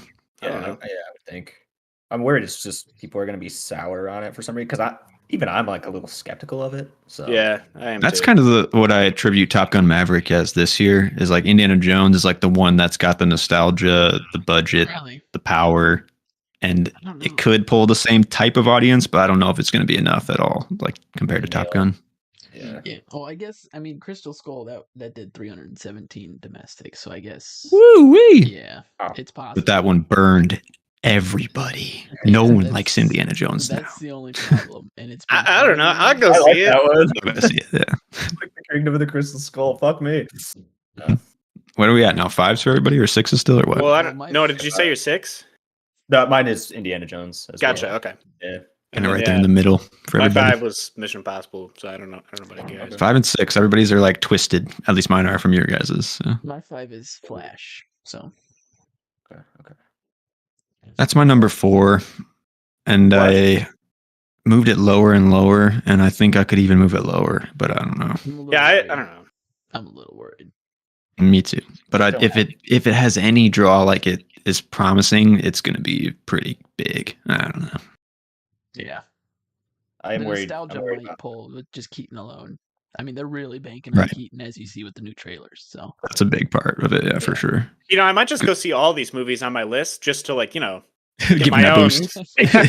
Throw Yeah, some give him that CGI. $15 boost. What did you guys have for 4? What'd you have? Wait, for no. five, Noah? Did you say you're 5? Oh, My 5 is might Asteroid be. City. Oh, yeah, you're good. Oh, gotcha. Really? That's a high one. Yeah, it might be an It's oversight. low, my friend. I think it Yeah. depends. Like, well, Yeah. I still think it's a little high, but I think it depends on like what you guys are saying about like how they release it. You know, Mhm. like how long Yeah. it's actually in theaters. Like, They need to start putting some trailers out too, because Yeah. that's the only way that they're going to get people is like word of mouth. You know, I mean, I'll go see it because I Yeah. mean, personally, I mean, we all like Wes Anderson, so I mean, like, Mhm. Right. That's a little bit what I was banking on. So it was like people who know Wes Anderson, like every Wes Anderson fan is gonna go see it. Mhm. I don't know like historically how well his films perform, Not but great. Not great. I have faith. I have faith in the auteur. That's just mostly what I'm. yeah, putting some love into it. Yeah. You guys on 4 now still then, or And, what you guys have? I got Fast X. That's a Yeah, pretty yeah, spot, good. To be honest. Good. Yeah, it's actually pretty good placement, I think. Wow, interesting. That like, well, I don't know. We'll just keep going. What else you guys got it for? I got Across the Spider-Verse. That was what I was just thinking of because I ranked that one like pretty high. So, Mhm. I mean, the first one like didn't nobody do had said it great, yet. So, but it did but I feel like that certainly- movie just like got such a following. Yeah, Like I that's- feel like a Mhm. lot of people are gonna go see this new one. That's Yeah, what I'm yeah. thinking too. Yeah. Hoping. Oppenheimer is my 4. I mean, if it can get Tenet magic, Well, hey, at least And, I'm you know, not gonna like- get. Not at least I'm not coming in 4th on lists. all right. are we on 3s now? Yeah, Spider Verse is my 3 as well. So they're I got Nice. Indiana Jones. Really? Very reasonable. that's good. Yeah. What'd you have, Alex, for 3? I want to put the Meg too. I just think, Wild card. Yeah. Because the first one was so enjoyable and people like went and saw it, so I feel like it's gotta have. I mean, it's got Jason Statham fighting a fucking shark. I mean, There's going to be some other giant creatures too, right? Yeah. I mean, there's going to be like a squid. it's gotta Yeah. be. I The saw Loch it Ness in Monster? theaters 3 times. Yeah, so, dude, I mean, Nessie. I it's could. dumb I could. entertainment. I think it's got the. Wait, did you say you went to go see it 3 times? I did. I won't lie. I have no shame. No, that just like gave me the thought. Like I already said, I was gonna go see all these movies. Maybe I'll just Just go gonna see them multiple times. Pump it. 10 tickets Really a day. drive the numbers up. Yeah. Single-handedly. Right.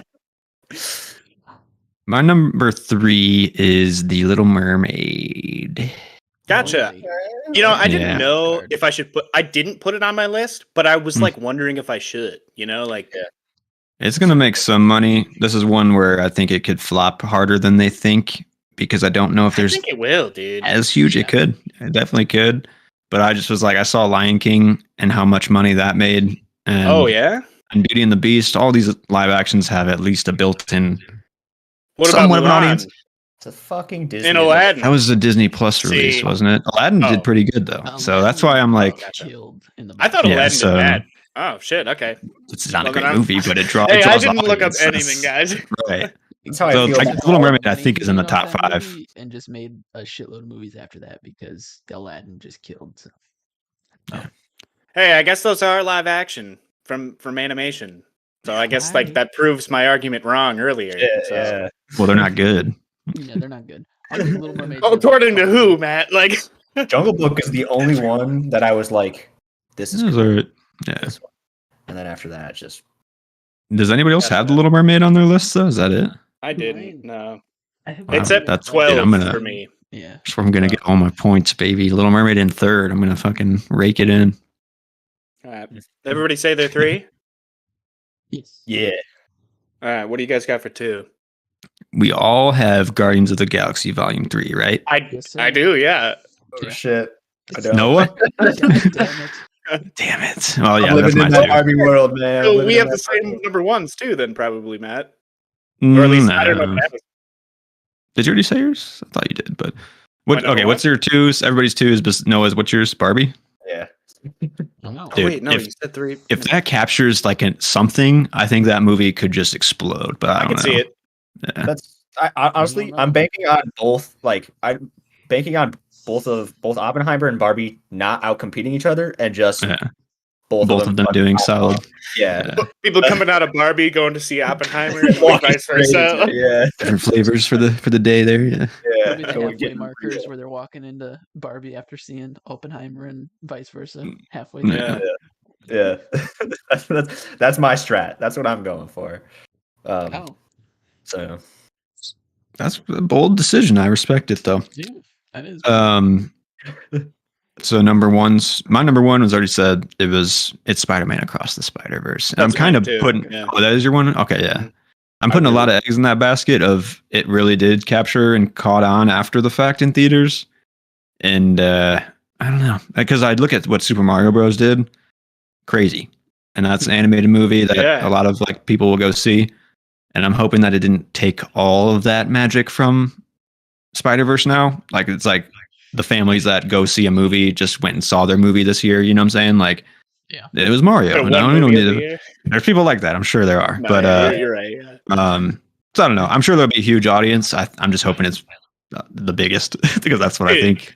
Hey, we'll at least get 3 points or whatever for being in the top 5. I almost Mhm. guarantee it'll be in the top 5 It at will least. I be. mean, like, You think so? I don't know. It will be. I hope so. yeah. That's the one that I think out of this list too, like deserves it. So let's get to. Dude, Like, the I hope it animation does. I feel like is so unique, and it's so good. Like, I don't It's know. revolutionary. Look at all the animation that's coming out now. I mean, you have Puss Yeah, in they're Boots all and Teenage Mutant Ninja replicating it. Turtles, You know, it's That's another wild card did more one. successfully. Did it? I really enjoyed the animation in Puss in Boots. Looked cool. I haven't seen it yet though. I heard it's Yeah, good. me neither. Yeah. Cool. But Oh. What's your guys' Uh, ones? Just say I'm sure me and Alex's number ones here are Say it. Go ahead. Dead Reckoning, baby, Oh, part yes. one. And it He's will You making gotta me say think the that full title. Yeah. Mission Impossible: Dead Reckoning Part 1. Fuck yeah. Yeah, I was gonna Yeah. put the whole thing down on my list, and then I just wrote Mission Impossible. You really think Tom Cruise can pull it 2 years in a row like that? Absolutely. If these are these correct me if I'm wrong, Alex, but these are like the capping off his franchise here, these part 1 and part 2. Yep, this If is they it. are that, I think they're gonna I think they're just Yeah, but gonna, it's part 1, maybe part 2, right? part I 2 mean, will That's true. part 1 is like that's gonna hook people.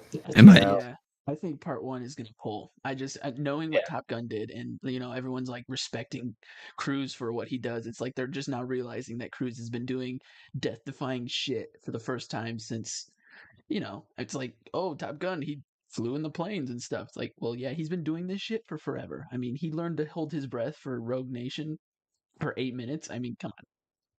Yeah. Who just Bro, does and, that like, for funsies? Tom I would- fucking Cruise does it. Who drives a motorcycle off a cliff 13 times to get the perfect shot? Fucking Tom Cruise does it. Fuck, sounds so fun. Okay, you make No. a solid argument. The thing is, like, I would not like if I had not watched all the Mission Impossibles this last year. This probably would not have been on my radar. It probably would have been down like 8, 9, 7. But yeah, like you said, Alex, after like there was like the fucking 6. rebirth of like Ghost Protocol and after Rogue Nation, Yeah. those movies just like hit a quality of action like and story. Personally, for me, like Rogue Nation, they just hit peak action storytelling for me. So I expect this one to be that. Christopher McQuarrie and Tom Cruise together are just like reinventing what set pieces are, and what they can be. So it's just cool. Yeah, I'm gonna catch up for this one for sure. Fuck yeah. So Yeah. I'll put $15 into your guys' bucket, but we'll see if it's enough to get it to number That's 1. the only one I'm not going to see. Yeah. Yeah.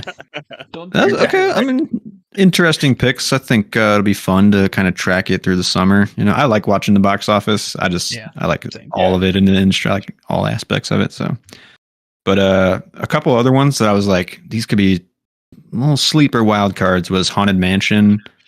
Yeah, I I thought haven't to seen put that one on there anything maybe about too. that. That's why I was just like, I don't think it's going to do that great. But that and the Teenage Mutant Ninja Turtles Mutant Mayhem movie. I didn't know how that one would do either. Yeah. Um, It's I love the like Turtles. Spider-Verse esque. So it's People love like, the Turtles. Yeah, people big fan, like fan Mhm. base, Yeah. a lot of nostalgia. I also wrote down the Boogeyman and Insidious Yes. 5. I think those are going to do good money just because Insidious. I was curious if Insidious is going to flop or not. Like, is there still an Insidious audience that wants to see 5? Like, I think I saw the first 2. And then Yeah, I I kind of was- dropped The only off. reason I moved it off my list was because the third one was the last one, and it didn't even crack 100. And it's a horror movie, and that's when money was flowing through Pretty easy. theaters. So Wait, so is it Insidious 4 or 5? this is the Was fourth I wrong one. on that? I want Gotcha. Okay. Is there? I don't know. There isn't a number with it. It's like Insidious, so it's like the The door, red door. the Or red some door, shit. something like that. Yeah. I think there I want to say it's 5 though. Yeah, But I then think you're also right, I now that I'm I put thinking about down Blackberry. I mean, I don't think it'll do that great, but Yeah. I kind of thought it was cool that Glenn Howerton is in it. Like, I feel like I've only seen him in like one other thing besides It's Always Sunny, and like all the other people I've seen in other shit now. And I Mhm. guess I've seen him in 2 different things. That show that he's got in like some horror movie from like the early 2000s. And that's Nice. like, so I He don't was know. in Fargo season 1 in a Oh, very yeah? small role.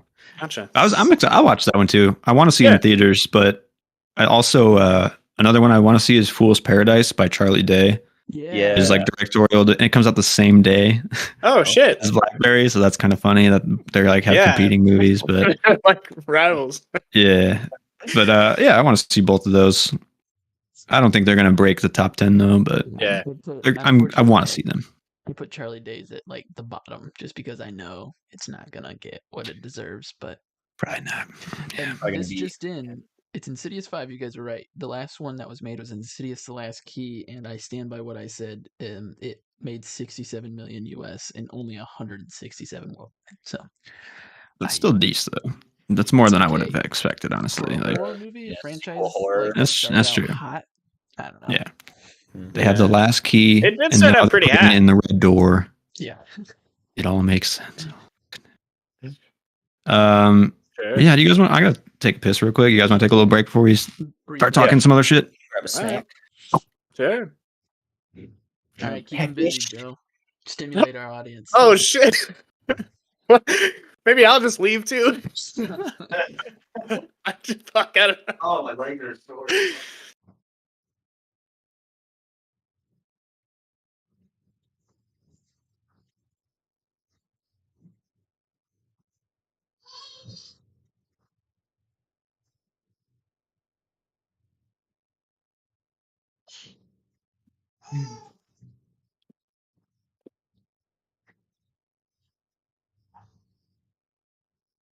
I looked at my phone and I had 21 missed texts.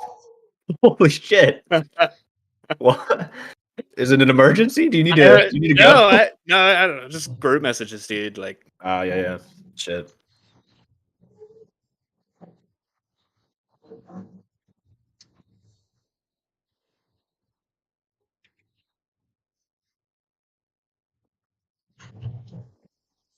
So, because I have no boundaries and I'm neurotic as hell, Yeah. I asked the girl I've been going out, if she wants to. she watching this right now? No, I don't. Oh, actually, I don't know. I told her about it. She may be. But I asked her if she wants to go to Japan with me. So it's possible she's gonna. I'm gonna buy another ticket for her so she can. That reminds me of like go. a Master of None when they go on like the first date to like Nashville. Yeah, I love that show. That show's fucking phenomenal. Yeah, but I don't know. I was like, oh fuck it. I'd be cool. Dude, regret Japan not is gonna be asking. cool. Where specifically you want to go in Japan? So our first week we're starting in Kyoto, and then hell yeah, because that's like old Japan. That's the old capital. A lot of history there. There's some museums. That'll be cool as fuck. Imperial Palace. I want to fucking check out. It's pretty close to Osaka, which has got some nice like mountain lake views and stuff. So yeah, we're spending the first week there. I'm pretty sure there's like a summer festival going on that week while we're there, which is exciting. Like whatever celebrations they got going on, whatever food and other shit. And we're planning on hitting an onsen there, which that's probably like, I'm so hyped for that. Natural hot springs, just fucking chill, maybe get a massage or something. Ooh. Just like the anime. Yes, sir. A little worried about the tattoos because I guess tattoos are like they're associated with the Yakuza and shit over there. So oh shit, could be. I don't know. I guess it'll be summer, so it'll be hot, but you could cover them up. It's just like wear a long sleeve shirt or put a band-aid over or something. I'm sure they know that Americans aren't fucking Yakuza, right? Be a man. Do you know? I'm assuming most. How do you know Japanese that was not people Yakuza? are just like they don't look at every like white fucking doof American or just like that guy must be a fucking Yakuza, right? Right. No, I'm you're Alex. Right. That's how I prove I'm a Yakuza, right, Alex? I'll chop my fucking arm off and just like tie it off. Fucking. Me. Yeah, that's right, bitch. Put it on ice for me. I'm gonna need to reattach that. Holy shit! Yeah. You got a Cold Springs? You guys toss that into the yeah. No, and then our second week is Tokyo, so that'll be fun. Kind of, we're going to the Shinjuku district, see the fucking bars, clubs, pachinko parlors. There's like a big ass fucking Godzilla statue that's like on a building that I want to get a picture with. So, yeah, I'm hyped. Man, I feel like you already have like a lot planned. Yeah, I think in Tokyo we're gonna take a bullet train and take a couple days to hike up Mount Fuji as well. That sounds really cool because, like, I don't know, I feel like both of those places, Kyoto and Tokyo, would be where I would want to go, but I would also want to get some like countryside because I feel like I don't know, Japanese countryside is just like I don't know. There's something about it. I don't know. Oh, I know. In the summer with like the locusts too in the background, like I don't know. Peaceful. I think it'd be cool. All about conserving their natural. Yeah. I know there's some islands that are supposed to be really nice too around like off the northern and southern sides of Japan. But no, yeah, I'm hyped. The closer we get, the more Sean's been texting me. Like the more real. Got my had to find my passport. It's getting a little more real. So yeah, I'm hyped. I'm gonna bring some cameras. I'll probably bring like maybe one of those Canons, Matt, or those small whatever those are. Mm-hmm. Bring 360 cams. Got the GoPro. Just do some hiking, capture some stuff. Get some good pics, some good video. Oh yeah, sounds cool. So let me ask you this: who's your replacement for the show while you're gone? That's a good question, guys. I could try and find someone for you. Yeah. There's always Jordan. I know he came on for the Lynch series we did there, and I just did the short with him. So he's down to collaborate. He's been telling me that. He's been texting me asking about how to do more stuff. So yeah, if you guys want a replacement, If he wants to collaborate, tell him to subscribe to our channel. That would help out a lot. I think he. Guys, I am subscribed. Oh, okay. no, I made sure while we was at the short, I was like, guys, I do a podcast about movies. I mean, if nobody, like people who work on a fucking production crew would like, I would think would check out. That's the audience. How hard Right. is it just to get on That is, YouTube? yeah. Even if you don't get on YouTube, just hit subscribe. You know, just do it. Seriously, What's the Seriously. harm? just have us in your channel list. Like, is that really that much of a Yeah. bother? Yeah. Just show up every once in a while. You know, yeah. What's Yeah. Yeah, that? scroll right past it. Fuck, It's not like I we're mean, like clickbait bullshit, you know? I mean, Yeah, we're talking real shit. yeah, this is Yeah, juicy real shit. content. Real ones with John Bernthal. yeah. There you go. yeah. Well, should we get into the chats of the week? yes, Speaking yes, of Standard real shit. the Yeah, real. so- Yeah. Let's do a quick Ted Lasso chat. I feel like we're kind of in like the middle of these shows, so there's not like a lot to say yet. Yeah. because we're. But I I have a lot got of a little notes, but I don't think I have a lot to say, but you know. yeah. Let it rip, Um, bro. What you got? I guess, like, the strings first that thing- bind us. I thought it was good that like they actually like focused on Sam for an episode because I feel like he has been that like they've barely given him any screen time this He's been season. sidelined. What do you got? It was a football reference. Ben. You got something on that. There you go. I was Okay. telling Sarah. I think I told her because I'm kind of on the not necessarily on the outs, but I'm just on the doubters side of the Ted Lasso train, And I'm just still trying to figure it out since you asked me, Naturally. Matt, and What's I think what missing? made the first season so I don't know, so intriguing and so electric was that it was kind of contained, within the clubhouse, within team, and how they work together and synergize. And then this episode came along and kind of solidified that because it felt like, oh, we don't know what to do with Sam, but we want to have an episode about some sort of political stance, and we can use Sam for that because we used him for that before. So like, let's do it now, And so it just felt like his character has been sidelined until like, oh, well, let's throw this in there for a one-off episode where it's just like, oh, I forgot Sam had a restaurant, and I forgot all this stuff. But and I get what you- I kinda get what you're saying. and pulls and rallies for each other. Yeah, It just I was like feels thinking about disconnected. something like that where it's like, well, they just kind of come around to the storylines when they need them. Yeah, And honestly, I don't think that's like a weakness for me because if they had 5 minutes of Sam's restaurant every episode, I don't think it would mean anything. I think it'd just be kind of boring and like continuing nothingness.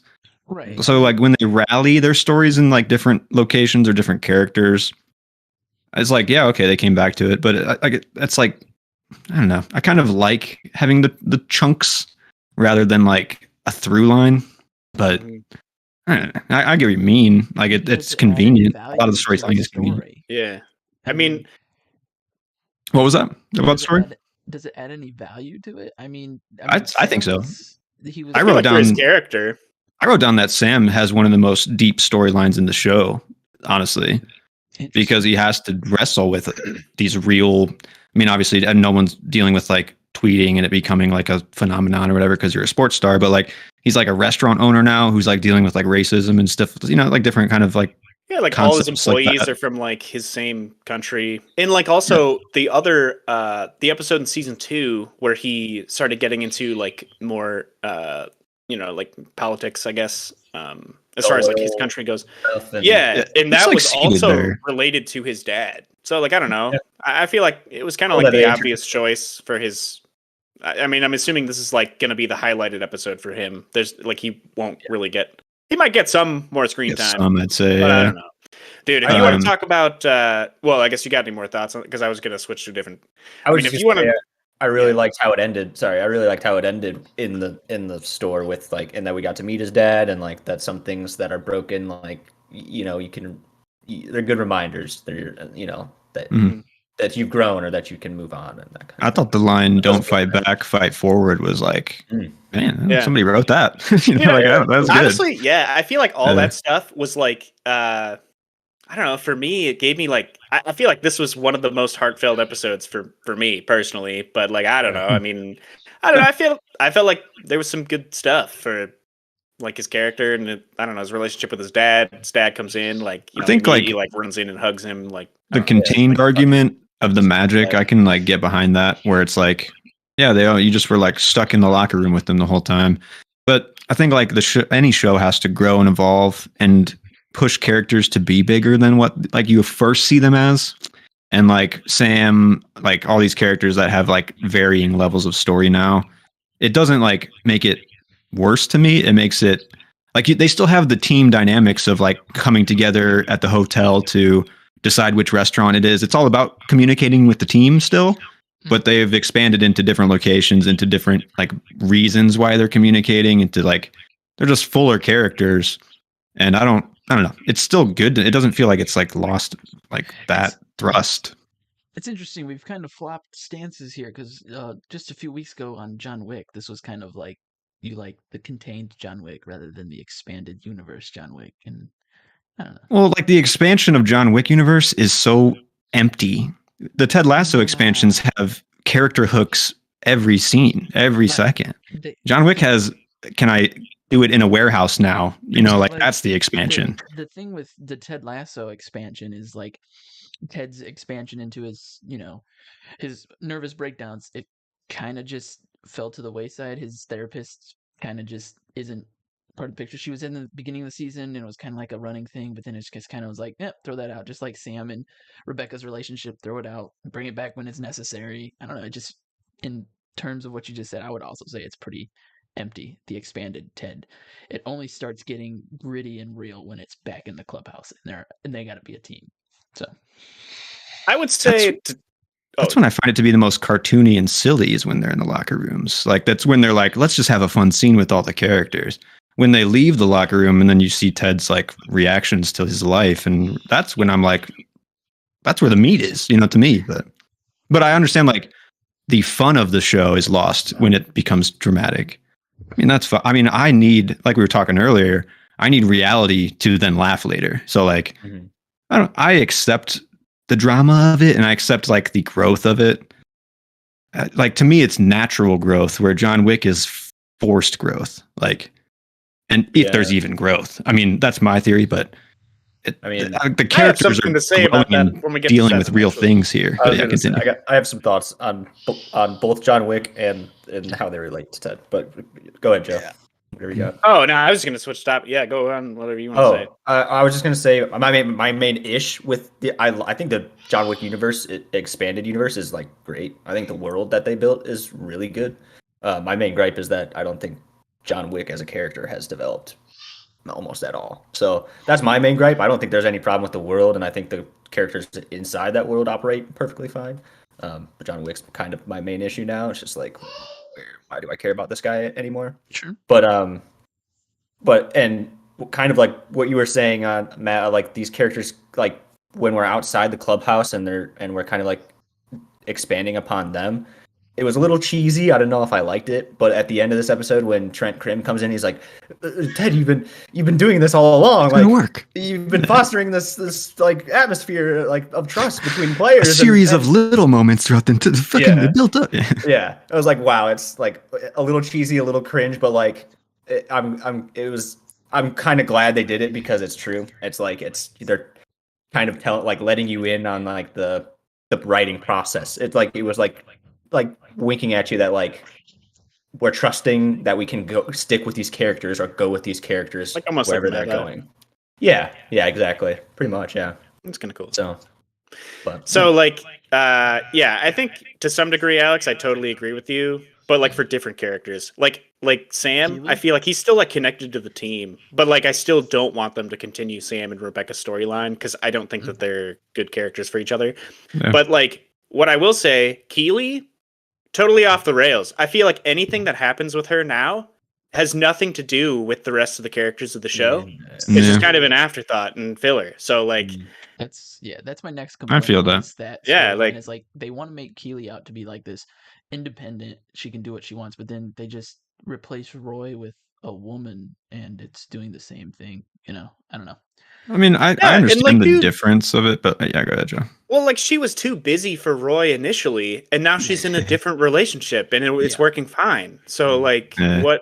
Like, I just think they reverted Keely, like her maturity level. Like I just feel like Yeah. she's like dumb now. I don't know. It's like Yeah. she thinks this is gonna work. Like she thinks mixing like business with pleasure. Because I was like okay with her like learning to be a more like adult business can't fucking fuck your boss type of person, but maybe they'll still go there. They're trying to work it out. It seems like it's still not going to work out between them in the end. But I agree. I think that this is the one storyline that's totally could be dropped. disillusioned and like Yeah. fucking put other characters in it, Yeah, or dude, just I mean, don't know. fucking Roy has had like no screen time, no Yeah, backstory, like this whole fucking season. Why? Like, Mhm. why is that? And he's actually part of the team. So like, Yeah. I don't know. Him as Jamie's things going Him and on. We know his Jamie. grandpa, like Yeah. his history in football. true. It would be cool to like dive into that more. I Mhm. agree. And like Ted's son is kind of just pushed aside again. I mean, I know you don't have to involve him all the time, but it just seems like convenient when they do bring him up. And same with Roy's niece. She was like a huge part for the first 2 seasons. I mean, there's a whole episode where Yeah. him and Keely are with his niece, you know, and she's That's got the bad true. breath. Mhm. Denise is And that not. was a I don't great even think she episode. showed up this season, No, right? She like- was in No. season. She was in that Episode. first episode. Where Oh, Roy gotcha. and What's her- Keely are like, "Hey, we're not together anymore," and she's like, Oh, "Told yeah. Roy he's an idiot," and that was it. That was it. I just like Yeah. would you want to see Right. the niece in every single episode? No, that's what I'm saying. No, I I don't would- have to be in every episode, but it's just like I don't know. You forget about him because it's just like I don't know. It's just Kinda when fall they to do the bring them up, wayside. it's not impactful enough because they're just not important characters and they don't give the characters any more depth than they need. Mm. I don't That's a good point. I feel like the niece, to that point, I feel like the niece would be a perfect way to like Yeah. reconnect the Roy Keely thing, know. right? Like she gave there was Roy like a good- mother-father thing Yeah. going on. So, yeah. Mhm. She gave Roy a good Eh. dynamic. I felt. I mean, Mhm. it was a good balance because Roy's Roy and she was complete opposite. So that one Right. worked. Ted's son, I still stand by what I said. He could be removed and nothing would change. But I mean, I see dramatically that nothing would change that much. I mean, I understand, like, because I wouldn't say Ted has gone through the most growth as a character, i.e., John Wick, like whatever. I agree. I see your argument. To me, there's just so much like more thought, care, and just meat in Ted Lasso, and like intention, like straight up intention, because you can intend to make a badass action movie with John Wick, but this one's intending to bring like emotion, and it's not going to land every time, but it's going to do pretty well, I'd say. I mean, it's still an all right series. I'm not saying it's horrible. It's fine, but it's not as good as it was. And I'm just trying to, along the way, on my journey as a human being, figure out why I think these things, and I'm slowly putting it together. And I'm Ain't explaining we it to all, you. brother? I Yeah, don't agree. right. I don't agree, but I think the second, if anything, I can agree that the second season is the most sloppy of the show, and it Yeah. maybe took some directions that they Go fuck yourself, ultimately Matt. backed off on. But season 3, I think, has been firing on all cylinders. Still got the same magic. It's still got. I mean, the bits are fucking like legendary in these episodes. I Honestly, was just so gonna like, say, I was going through my notes. I wrote down, dude, I was busting up when the Kit Man switched with he's beard. got the beard. Yes. That was so fucking funny. It's And what's his funny. name? Great. Danny and Yeah, fucking right. the one dude kind of like Isaac, I switching. think. Isaac, Yeah.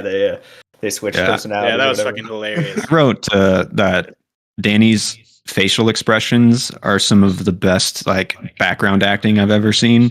They're not always like featured, but if you just look at Danny like in his like childlike like personality, like the Wonder. way he celebrates like things he loves like with football, and I don't know, he's just very very good like side character. He's not getting like feature I think anymore. He's more a background, but his role is still like solidly ingrained in the show. Energy is just there, prominent. Yeah. It's nice. I think the next big point I had written down, I feel like, so they did some stuff with Nate, but like, Mhm. since fucking when has he had a sister? Like, has that been a thing all the time? Because, dude, I feel like he's been an only child for this entire show. Like, and they just shoehorned in a sister. Like, I don't know. Maybe I just missed something throughout the other seasons, but like, I just rewatched the show. Like, I did not hear anything about a sister. Like, I don't know. He's got a niece, right? That's where like those boxes came from at first. I guess we could. Yeah. I did say he made those boxes. Okay. That's true, actually. Gotcha. I would not have like put that together. So maybe family, whatever. Yeah, I thought My head as well. they're doing good, like subtle steps to redeem Nate in this episode. They're not giving you anything like plot wise for him to really be redeemed by, but they're giving you like emotional like catharsis as an audience member for Nate. Like he's trying to like go on a date, and he's I don't know. The guy who plays Nate is still killing it, I think, because that man plays awkward unlike I've ever seen. Like the way he can like command it in it, like that's great. But naturally, it's crazy how well he can like act it. But I don't know, like to have him like come through the relationship and be happy at the end. I think it's like just kind of gearing us up. It's like warming us up as the audience to like to redeem Nate. Yeah. Like the very first step. That's kind of what I felt. But I'm thinking. So like there was the scene when he I don't know, he went into the restaurant and he like immediately went to the bathroom and he looked in the mirror again. And usually he like does the thing where he like spits in the mirror. But he didn't this time. And I feel like that's like almost like a, I don't know, he's growing. Multi-personality type thing. But like I will say, I feel like before the end of the season, he will have a darker descent and then back up to growth. Maybe. See it. Ultimate. You gotta spit in that mirror again, guys. Like Rupert's gonna like to a point, maybe.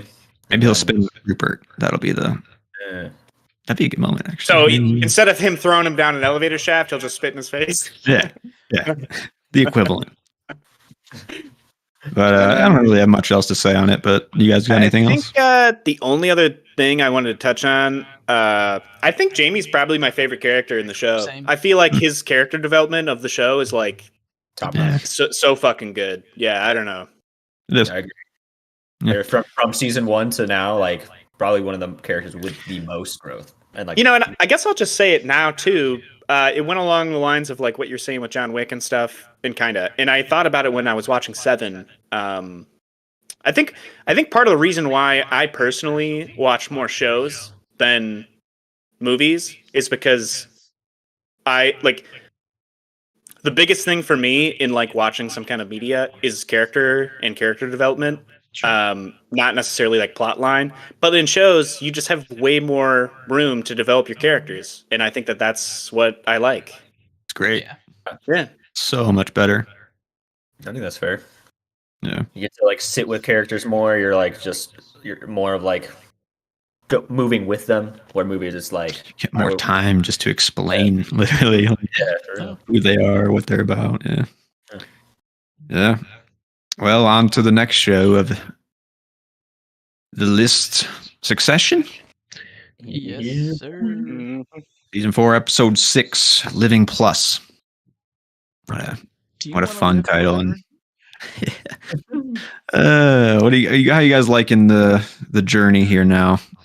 I'm over halfway through the last season. Concerned about a plot line that was brought up. What was it, episode 3, which was Shiv's being pregnant? I mean, it hasn't really been addressed since. So I'm just curious when it's going to pop up. If she's kind of easing into it with I can't think of his name. Tom, but like she's been drinking in or the past Mattson. episodes, so it's kind of That's what I was just. She's been drinking and like hardcore doing drugs. Like dude, like she's a wild card right now, Shiv. And I came to the conclusion that I think Sarah Snook does deserve the award, no matter what, this year, because she's killing it this season. I mean, this episode especially. I think she was doing really well. She's got so much like different anxieties like that flow through her in the scene. You know what I'm saying? Like you can see how it shifts. It's crazy. Definitely. Yeah, it's a pretty good episode. I think like the last 2 episodes, I've felt a little bit of like treadiness at the beginning, and then it's like kind of like standard Succession. It feels like a little bit, and then it like kind of like, I mean, most Succession episodes do this, where it's like they start, it's like okay, here we go, shitty people doing shitty business stuff, and this is oh shit, that's and like you just kind of become more interested throughout. At least I do. But I mean, this episode ends with like a super solid. Like I thought Kendall's journey in this episode was really dynamic and fun to follow, and kept me on the edge of my seat because you're wondering if he's going to spiral because he looks like he's spiraling, But he you know. And then he has these moments of great, like that's what's great with Kendall is he's not always on it, but when he is, he's fucking on it, you know. And he pulls it out in that speech, dude. And that's one of the best like Kendall moments I think in the show. That speech, it's fucking good. I was thinking the whole time, I'm like, this guy is just with his harebrained schemes where he's just kind of popping things off at these people. He's like, oh, it's gonna be great, it's gonna be great, it's gonna be great. It's clouds, then- fucking house. And then, you know, the people who were actually spiraling this episode were Shiv and Roman. I mean, Yeah, it's true. let's be honest, Roman had a meltdown there. But it's how they're coping with their grief. I mean, Kendall came to terms with it because his dad put his name on a piece of paper. And that's his terms. He's content. Roman never got the confirmation he needed because right when he was getting it, his dad died. You know, And he's like literally in the middle of it, like Right. deciding if he was gonna like join him again and shit. Like, right. And then yeah. Shiv, ever since that dinner, she fucked it up with her dad, and she was just been on the out since. So she never had her redemption arc. So now, you know, the only time she has her scheduled grieving. So I think honestly, after this episode, I think Kendall's gonna rise above. You really think so? Because by the end of this episode, I was thinking they were hinting at it, and I was feeling like I'd be okay with it ending this way, with Shiv and Tom basically becoming the power winners at the end. I got a taste of that, but I think they're gonna go down with Mattson. I think that's what's They gonna might. happen. Because Yeah. Mattson's a wild card, and I think he's gonna fuck something really up. is.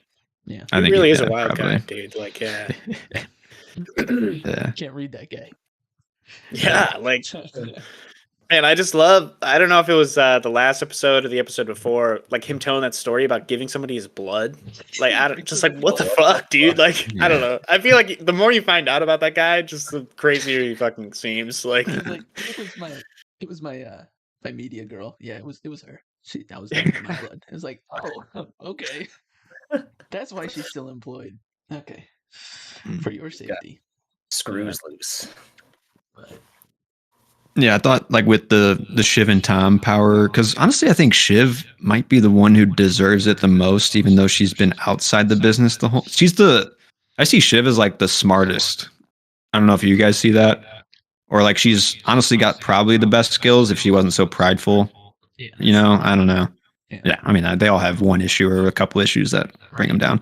I also noticed that I think all the siblings have tried to say fuck off since their dad died, and it like never like lands as well as what Logan can do, which is like the whole.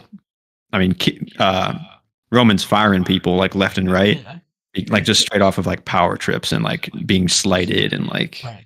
Yeah. he's just lashing out and shit. So everybody's got issues for sure. you know, I think I kind of agree with you though about Shiv having like the most solid background to like take like being in politics and making people like basically PR for like politicians. I mean, like, I don't know, she could use that to her advantage, like being at the top. I don't know. She's like the most rational. She's always like bouncing between the brothers of like, do you really think this is a good idea, guys? Like, what should we Yeah. do? You know, like I think she has like, they all have the skills. That's what's great about these last few episodes too. I think at the end of every episode, I've been like, I think Kendall's going to take it. I think Tom's going to, you know what? Actually, Roman, I think he's probably, and that's just great writing because they're making it, you question it and we still don't Man. know, you know? And that's Succession, baby. So- That's great. It's fucking nailing it. Yeah. At this point, you're just like, it used to be Logan fucking with everybody saying, oh, I'm going to give it to you. I'm going to give it to you. Now it's like the show is doing it itself, you know? Fucking each other. Yeah, it's good. Logan's just there in spirit. Right. He's- Spectre I hanging like over. when Greg told the guy, he's like, I needed to say this. Oh, I can't do that. No, you can Well, fucking do it. All I right? fucking- Because I don't want to be on the bad side. Yeah, like It's like using his power now that he found.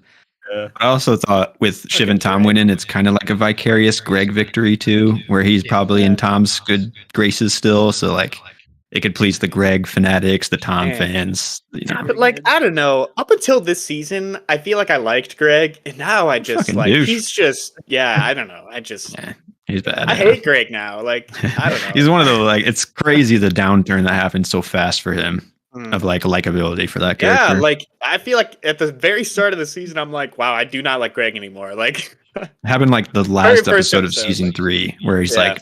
like banging and swinging between like the princess and shit or whatever, oh yeah, and like the that's true. media girl. That's like where it first kind of started. I was like, wow, he's just kind of getting into the dickishness of it all now. Like the fucking, what is it? The Dirty Brothers or the Nasty Brothers or whatever it is. Like the, Something like that. Fuck. Yeah, It's funny that he like just appears in like the family meetings now too, just because he's like, Yeah, I don't know, he, like showed up. he's trying to say like a little bit every once in a while to Yeah. like prove He's- that he's there. Kind of like Kendall's yes man still. You know, it's like when Kendall's pitching it to like Rome and shit, like talking numbers. He's like, "What do you Yeah. think? Sounds fucking awesome, right?" And you can tell like Greg's Is like, that robot or whatever? yeah, doing the robot shit. Yeah. I loved it's like similar dynamics where he's like Tom's hype man. He's like, "You're gonna do great, man. You're gonna do great." And then Tom gets on stage. Kendall walks off the stage. Immediately, Greg's like, "Dude, great job, man. Fucking great." And he like walks with Kendall out. Like he's just playing whoever he can play to like stay in it right now. There was one that I laughed out loud. I think it was when Greg was talking to Tom. He's like, "It doesn't matter how bad your speech is. You just got to go up there and mop up all the blood or something like that." I was just like, "That's so fucking good." Dude, the line with Tom is like, "How am I gonna follow this speech? The man literally just promised them eternal life." Yeah, I mean, that's like the ultimate. You can't follow that. I mean, that's just great. I also noticed with Kendall, I don't know if it's like inherent in what they're trying to tell me as an audience member, but he has like a fetish or like almost like a complex with his sunglasses. I don't know if you noticed in the show, his sunglasses are always around him, and he always is using them as like, I put him on and I'm a fucking badass now, you know, like I'm a killer now, like. And I don't know, and right before the speech, you see the sunglasses on the table. I was like, noted. He finds power in his sunglasses. Honestly, I think so, because right before his speech, he does this weird thing where he goes like this, and he's like, and I was like, is he pushing up imaginary sunglasses right now? Like, I don't know. It's just a cool actor choice, and it is layered in the show, I want to say, on how he has used his sunglasses as like a power tool. I just had to make a note of it because it's kind of cool, and I'm curious what because honestly, I think after season 3, he switched sunglass types too. I'm getting real nerdy now, but this is like when he's like, I'm done with my dad, I'm my own company man. I think he got a new pair of sunglasses after that, and I don't know. He's like he's got so much like identity ego wrapped in him, Kendall, and it's cool. that's like a neat little thing. I mean, like I remember him with his glasses and stuff, like his sunglasses, Right. but yeah, I totally didn't pick that up. I was like wondering what he was doing, like with this, like, is it just some weird like tick Yeah, or right. something? And I was like thinking Yeah. like he must be like doing something with the sunglasses. I mean, like, yeah, I'm assuming you get it too, Alex. Like when you're not wearing your glasses, like you just sometimes like, like have to like push them back up. I do that like a Mhm. lot, so Yeah. I, Like I get muscle it. memory, yeah. You Yeah. adjust your It's- glasses with your nose, so you're just constantly doing this, even when you don't Mm. have your glasses on. You know, so But yeah, just leading into that speech though, I thought it was fucking great. Like we said, I laughed. It's like crazy because you can like track Kendall's thoughts. At least I can. Where it's like he's talking to his dead dad on the screen, like it's Jurassic Park. You know, like he's fucking like talking to him and it's like this like weird genetic thing that he's about to pitch. So he must have thought like, I'm going to do the Jurassic Park bit where I'm talking to myself or talking to and like it's like there, but it's so fucking goofy and cringy that he hasn't really thought it out that much or how it's going to land. Yeah, I don't know. Like there's moments of greatness where you can I see his thought process, and it's kind of cool as like an audience member, but it's just so jaded and outside of what reality is that it's just weird as fuck. But Yeah, I got that sense when he's like kind of pitching the whole play thing. You know, it's like you're like, dude, is this guy like completely out of touch? You know what I mean? Like, is this guy just like fucking is he off his still rocker? sober? Or? Yeah, right. Right. Something. yeah, But then you see the speech and he fucking swings it, and it's you're like, I mean, okay. that's what's great too, is because all the characters are questioning that exact thing. It was like, is this something? I don't think it is. It sounds kind of goofy and shitty. And then when he like puts it out there as what the actual plan is, and like he gets Carl on board, like he ropes people into like making the idea a good one, like it's just, I don't know, it's a good like process there. like the lead up to the speech, I thought was phenomenal. With like Roman backing out last second, telling me, "Oh, it's gonna work out." Shit, yeah, okay. I'll tell you about the details later. Like, Yeah. And then Carl in the hallway is like doing his Carl shit, and he's like, "Yeah, everything good." And then slowly it like shifts to be like, "I will fuck you up if you say the wrong thing." Like, and then like those building up moments that you're like wondering how he's gonna get out of it. And I don't know. That's just a great moment for Kendall. I hope it's not like the last great moment, because I still have the theory that Kendall might be dead by the end of the show. I don't know if it's going to go that dark, but he's wafting in the ocean at the end of this. He's in the third season he was drowning. Now he's like coasting in the ocean, and the ocean is like, I think he's going to wash out. That's like my kind of what I'm seeing, like. But did you get the There Will Be Blood vibes from that scene? No, I didn't actually. Out in the ocean, he's just floating. No. Yeah, I didn't even draw that one. Yeah. Like, I gotta kill this guy now. So. Yeah, I was just drawn to when he fell off the raft at the end of last season. I was like, this must be his highest high in the ocean. Like. I mean, if he starts using again, like if he falls off the wagon or what, that is the term, I think. Yeah. Instead of getting back on the wagon, it's falling off the wagon when you start doing drugs or drinking again. Is that because you're so drunk that you like literally fell off the wagon? Maybe. Is that where that comes from? But like, I don't know. If he does start doing drugs again, I could see it. Like, I could see him being like dead by the end of the season. Yeah, spiraling. If he loses the company, he has nothing. So like, that's just a very dark place for Kendall, and I think like eventually he'll have to be pushed there, but who knows? Yeah, I mean, watch that line up perfectly with like Tom and Shiv coming, possibly, right? Or somebody else, or Greg, over somehow. Yeah, fucking Greg.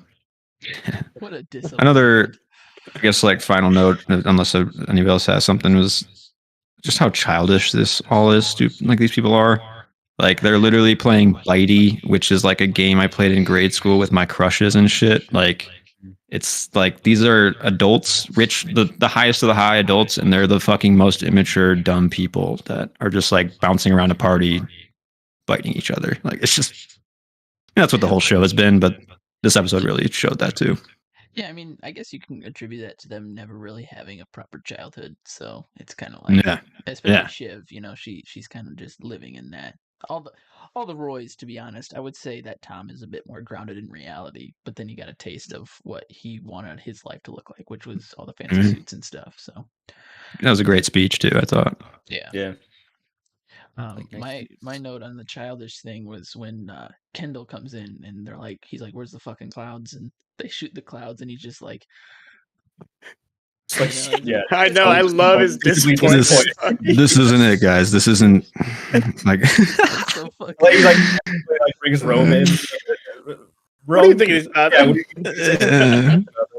That was hilarious. It's like, don't mind the fucking house that's completely unfinished. The fucking clouds. So just the wash of disappointment over him. Like, that's good. Yeah, good shit, man. Any other notes on Succession before we move on? Good TV, man. It's so good, man. This is top tier. Top tier. For sure. It's going to be unfortunate when it's over, man. What's going to fill the gap? I don't even know. Are there 10 episodes this season still? Yeah. Cool. What show could possibly fill the Succession gap? I don't know. Tough. A tough one. Tough one to fill. I don't know. Barry. About to end at the same time. Yeah. Leaving a big gap. But yeah, you guys should definitely start watching Barry. I'll catch up on it now that we're getting close to the end. It's been good. Yeah. I don't know. I'm kind of surprised like how much I actually like the latest few episodes. I'm glad they're closing it out well. I didn't really know how this season would go based on like how the last season ended, so I'm pleasantly surprised. That's a good way to be. Mm-hmm. Cool. That excites me more to get back to it too. Then get around to it. But should we move on to our DD? That's what's next, right? Hell yeah! Right. Lucky number 7. Yeah. All right. Maybe Have you seen that movie, Lucky Number 11? Any of you? No. I don't think so. It's a fun ride. But anyway. Yeah. All right. Should I give her an intro or? Yeah, I mean, just to have something. With boy. the Evil Dead one that I was editing, we were no intro, so I just kind of made You just get- something work. I figure maybe we should try to intro some of these just to have something to edit Yeah. later. Yeah. But yeah. Anyway, so I guess I'll toss around. Welcome to another fresh dive on David Fincher. Early in his career, basically his de facto debut film, I'd say. Yeah. So 1995, so 7. Written by Andrew Kevin Walker, which a really exciting fact to me is he is the writer of The Killer, which is David Fincher's new movie that's about to come out. First re-team back since 7 for those two. Hell yeah. So that excites me a lot. But talking 7, gritty, noir crime, 90s. What'd you guys Paved the way think? for crime movies and how they're structured and how they're just laid out? I mean, it kind of just started a new era, a new awakening. I Yeah. kind of agree. Like Yeah. when I was thinking of I don't know, when I was thinking of like a thriller like this where you're trying to catch a serial killer, like the only way you're going to be able to form a connection with that person if you don't know who it is, like if it's a mystery throughout the movie, is if that character is introduced as somebody else throughout the rest of the movie. So you already kind of like have a tie to them. Otherwise, I mean, like when it's revealed who the killer is and you like don't know this character because they haven't been introduced yet, there's like not as much like emotional Reveal. Yeah, like I don't know. So one thing I kind of liked about this was that they kind of revealed like who was kind of early. I mean, that he was the photographer. I mean, that was kind of neat. I don't know. Personally, going into this, I had never seen 7 before, so Really? I don't know. That's I cool. actually really liked it. Yeah. Nice, yeah. This is my third watch. I want to say it's been like 10 years since I've seen it though, so it's a good refresher. You know, Basically, I will say I had seen like bits and pieces on TV like back in the day, and I had seen the whole scene where They find they out showed what's in the up at box. Kevin Spacey's apartment. No, and they like have that whole chase kind of sequence. I had seen that whole scene, but other than that, I hadn't really seen anything. Nice. So, but now I get the what's in the box references. So Yeah, finally found out. Fucking box. Yeah. So this is my third watch. First off, I go back and forth on if this title is super cringe or actually really solid. I don't know what you guys think with That's the fair. number 7 in the middle, but it works wait, because so of the is it 7 deadly actually sins. supposed to be 7 or is it just No, 7? it's, Because, I like, think it's supposed to be 7. You kept saying that, and I'm like, what the fuck? Like, Yeah, it's just funny. That's gotta be a joke. Yeah, Whatever. I mean it's cool. It's cool. It probably got the script sold. You know, like Well, Uh, Mithrigan. I mean, that just came out, so what was that? What? Mithrigan, Megan, but it's Mithrigan. Yeah. Right. Oh, yeah. Tasteful. Yeah, style. I mean, like, what other kind of title would you have for this, Matt?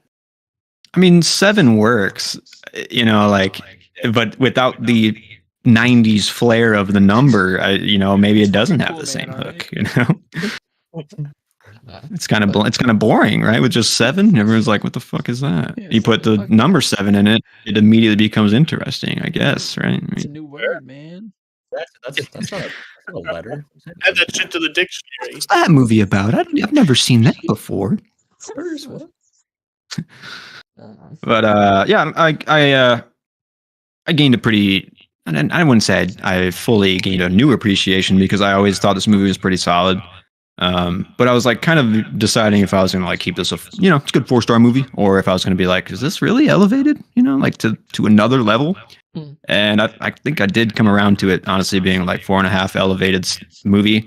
I just it's got the bare bones of the solid, gritty crime story, but it is so solidly written throughout, and I can go into like why, but it's just a very compact, perfectly plotted and characterized movie, and it really does mean something too. Like thematically, it doesn't bounce around. It keeps it all kind of contained in this darkness, which sucks as a movie, but like it's really well done. It's like actually a super like scary movie. Like it's like what I imagine to be a true scary movie, like on a human level.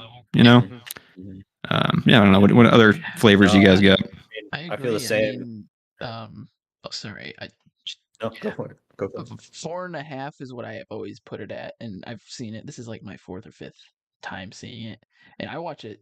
I mean, there's no 10-year hiatus or anything, but I watch it pretty regularly.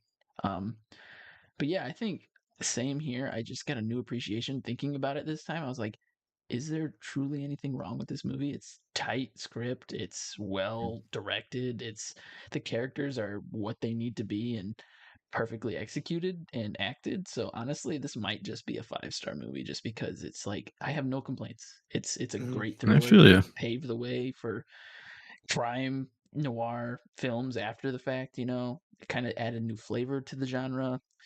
So I mean, Yeah. there's really nothing wrong with this movie. It's just it's fucked up. The only yeah. thing I can think of, but just literally like nitpicking, like the library that Morgan Freeman goes to. Where is that? Was that like attached to the police station, or is that just some random library?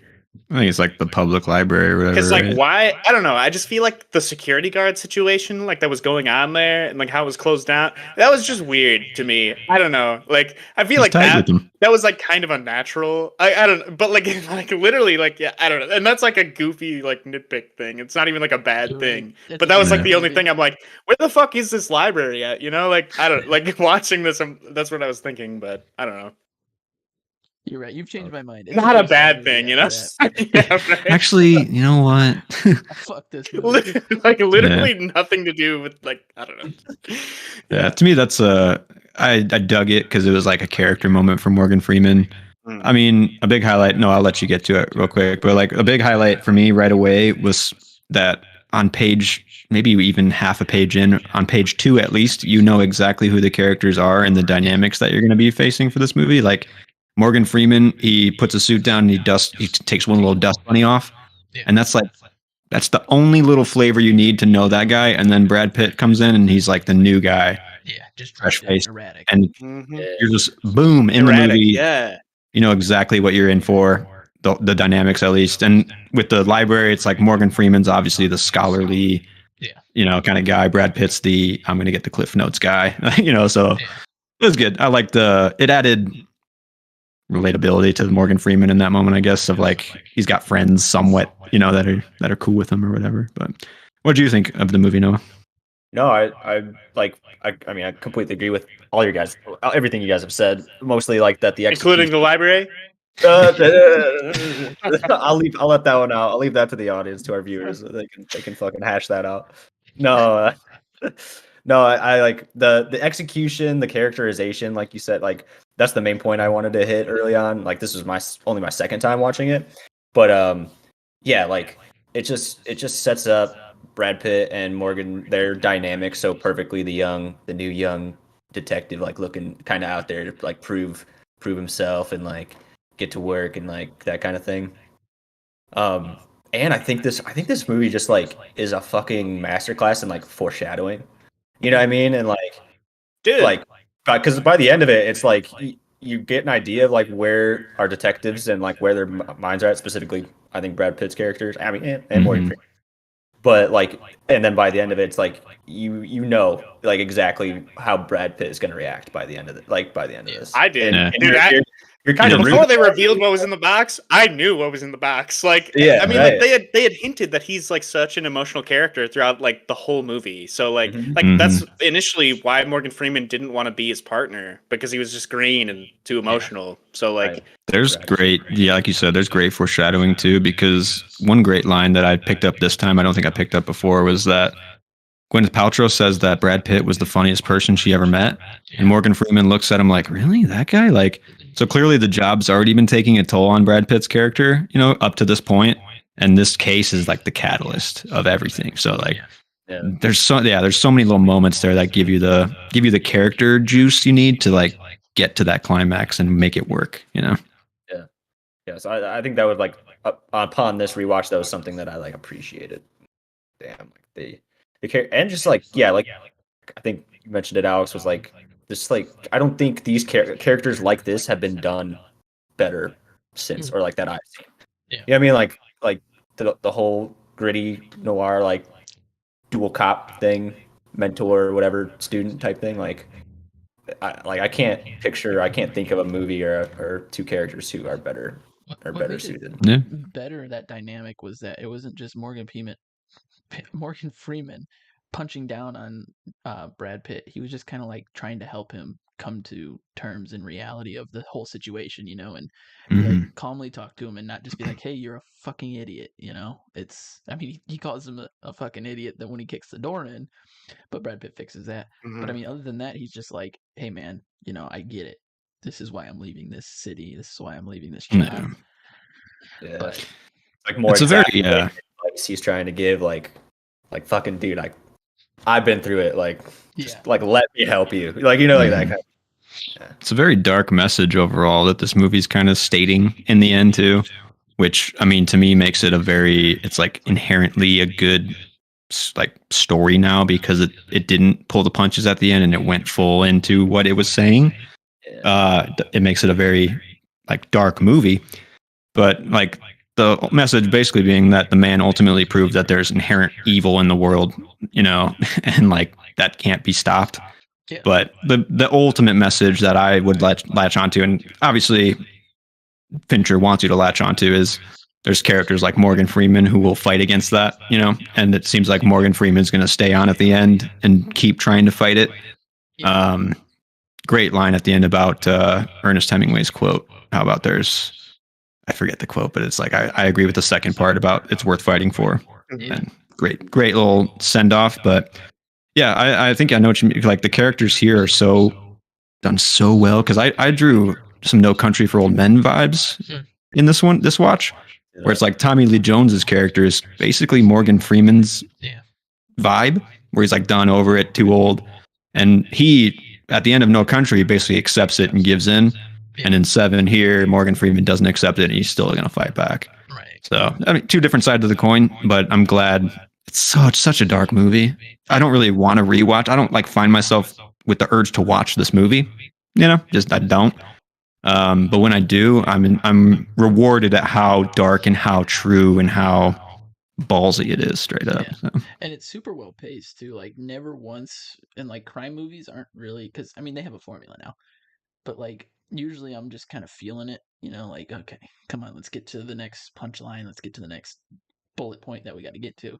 But with this one, it was just so well paced because the characters, I think it just stems from the characters is where like the heart of it is. If they weren't such well-rounded characters, I feel like it would have felt kind of dragging and things like that. Yeah, probably. So yeah, for sure. I think the pacing was just spot on. I mean, everything about it. Like I said, I have no complaints. So not giving this 5 stars, I feel like, is a crime. And for me, at least, because I have no complaints. Yeah, I've been trying to think this whole time about more gripes. Yeah, just a fucking library, huh? I think what helps the plot is like you have checkpoints of the murders, like like literal bodies that can show up to like take you out of your lull if you have it. Yeah. I think like the writer utilized them very well, especially like a certain writer would have the 7th one be like, oh my God, we got to save him. We got to get the fucking, this guy has 5 deaths and then he pushes the killer onto us as audience. Yeah. And then there's 2 more after that. It's like he uses the deaths to the fullest and to the most impactful, like. Yeah, it's just super clever, super smart writing. Yeah. Like way unique. What do you think the worst death would be personally? Like if you just had to undergo it, Lust, bro. Yeah. Really? That's straight up. That I don't know. I might say Sloth. I think Sloth was mine. Yeah. That's like a year that guy was, or longer. A long term, right? Like it was I don't know. Yeah, year to the day. Yeah. They're all fucking nightmare fuel. Like it's such a scary movie. I watched this movie, like gluttony was enough to like fuck me up. Like, on the first watch, I was like, "Do I want to keep watching this movie?" You know what I mean? Like, and then like the 3 little plastic pieces that they found in his stomach were how he found out like to go behind the fridge, and the guy left that for Morgan Freeman. Like that's fucking wild. Like I don't know, psychopath shit. That's why he admired them, man. He respected them. Just fucking. The writer has some dark shit going on, right? Because like even in the side stories that they're telling, he had to like research some of the worst cases in like history. I'd say like just like the little side is like, yeah, this guy got his eyes gouged out down the street yesterday night. It's like, oh fuck, you must have like had to just read like story after story of like terrible fucking crime to get this out. Like, yeah, fucked up. Man, but like realistically, like that's well, I guess it's kind of interesting because like I'm assuming that's what you do as a detective, and like also there's a point in the movie when I think it's after Gluttony or maybe after like the second one is not Greed. Pride, Greed, Greed. yeah. Where like Morgan Freeman goes to the library and Brad Pitt is kind of like just researching criminals, I think. Yeah. And like I don't know, so I mean like he's just going through old criminals' files to see like their work essentially. You know what I mean? Like I don't know, just yeah. Yeah. It's gonna like take it out of you. Like the world the darkness of the world will take it out of you. I mean, that's kind of what this movie's saying. So Yeah, it's like Sarah, when we were watching it, she was like, how do you live a normal life while doing this job? And I'm like, I don't think you can. I mean, and that's what I appreciate about like The Wire. It's a perfect example of how you balance life and being on a police detective, and you don't. You know, there's no balance. Take some of You that see shit fucked home up with you, shit, and it's your baggage. That's you have to deal with it the rest of your life. You know, man. Yeah. Yes, sir. Yeah. you become don't the envy thing that you hate. So yeah, I thought it was since we just watched Chinatown last year too, I got some Chinatown vibes this watch where it's kind of homaging that story, but then bringing it into like 90s modern psychotics, you know, like it was like a nice, like you said, like it created its own extension of what crime movies are, but it also was like homaging every other one before that too in a great way. Like it's like a perfect transition almost, this movie, you know. yeah. Neo noir. I think this has got to be one of Brad Pitt's best performances, especially at the end when he's like, you know, doing the what's in the box and he starts crying. It's like that's the most convincing. It's like I think they actually cut off his dog's head or something and made him cry on set because that was good. Unbelievable. Yeah, he's like flashing between like sorrow and anger and like not fucking I really didn't know if he was gonna do it too. Like I really didn't know if he was gonna kill him. Like That's because what I had never seen this before. So like great. Yeah, on this watch through, I kind of when I remember watching it, I thought he just like instantly took out the gun, shot him, anger. Yeah. This one, he like takes out the gun, but he's like going through like phases, like you said, and it's like it keeps you on your edge of like, and then he kind of just does it. It's like.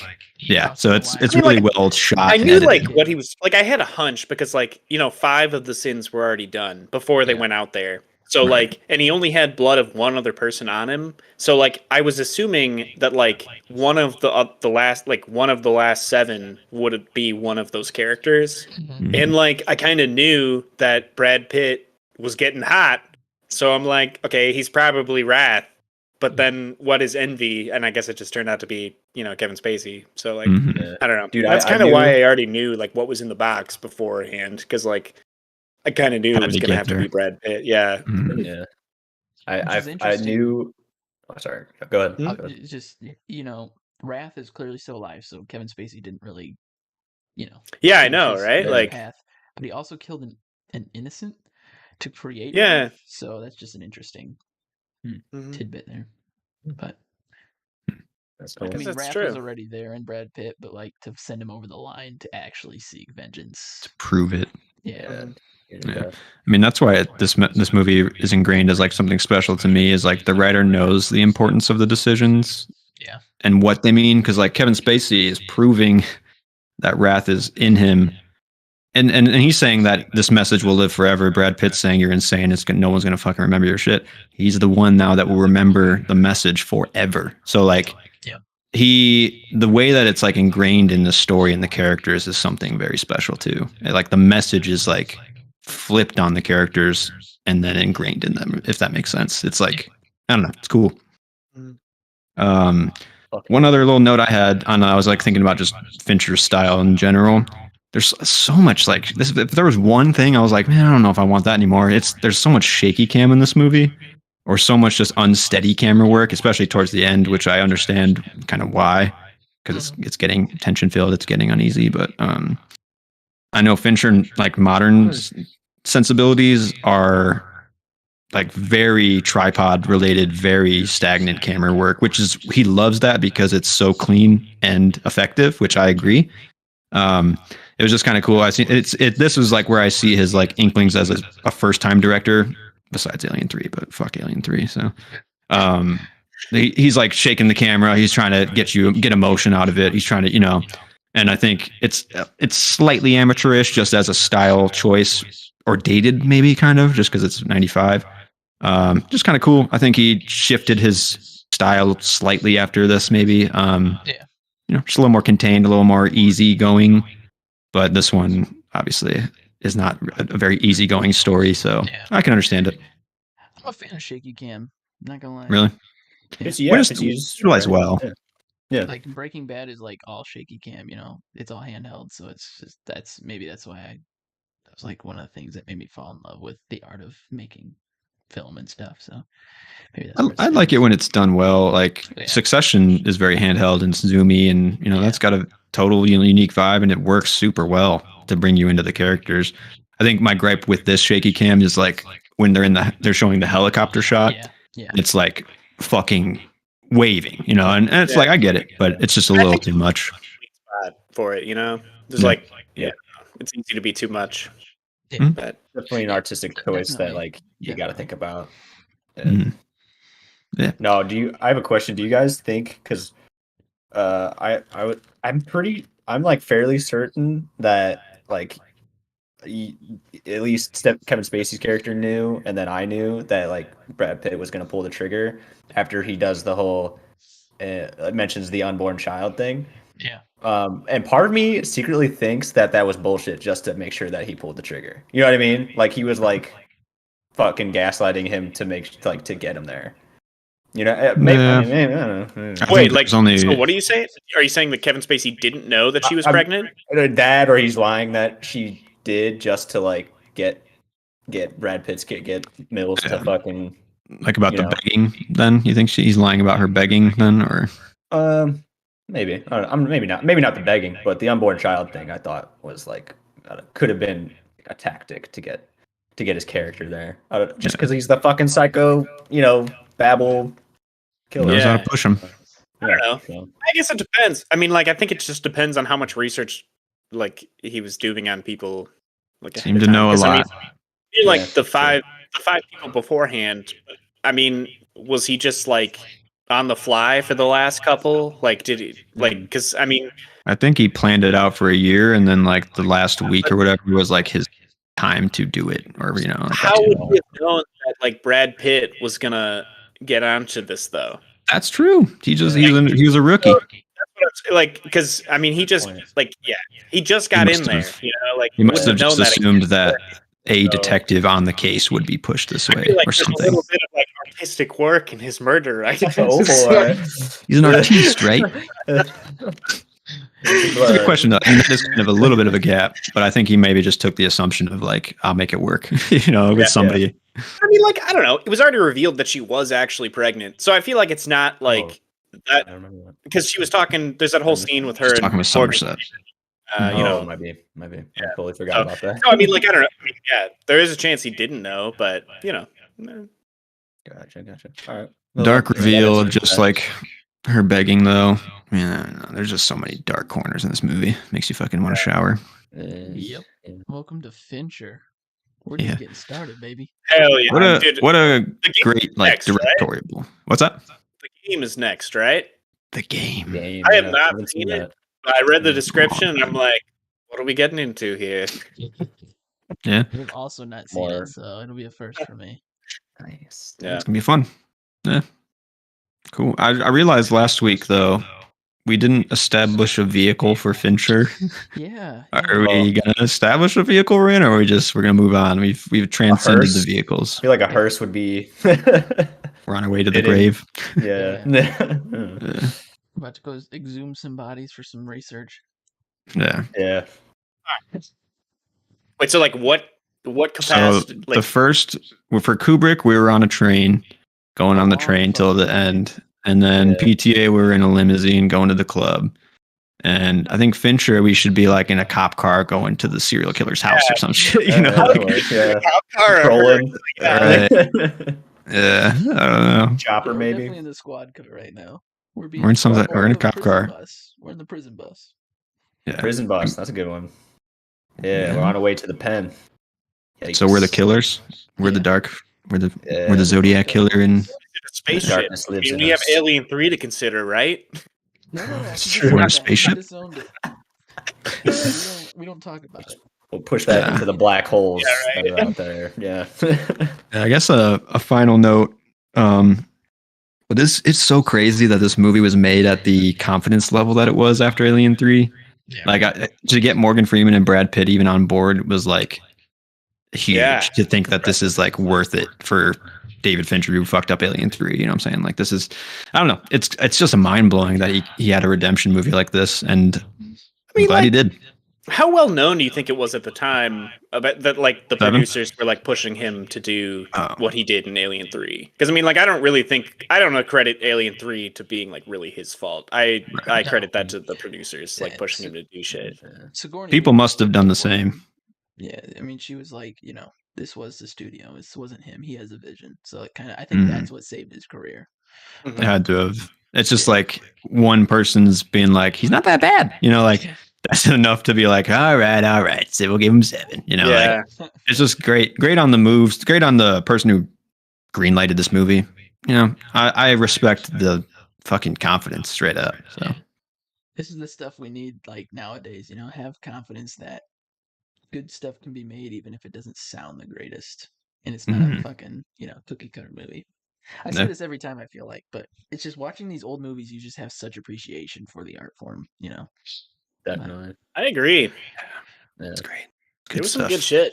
Yeah. Well, You can do with so little too. yeah, man. Yeah.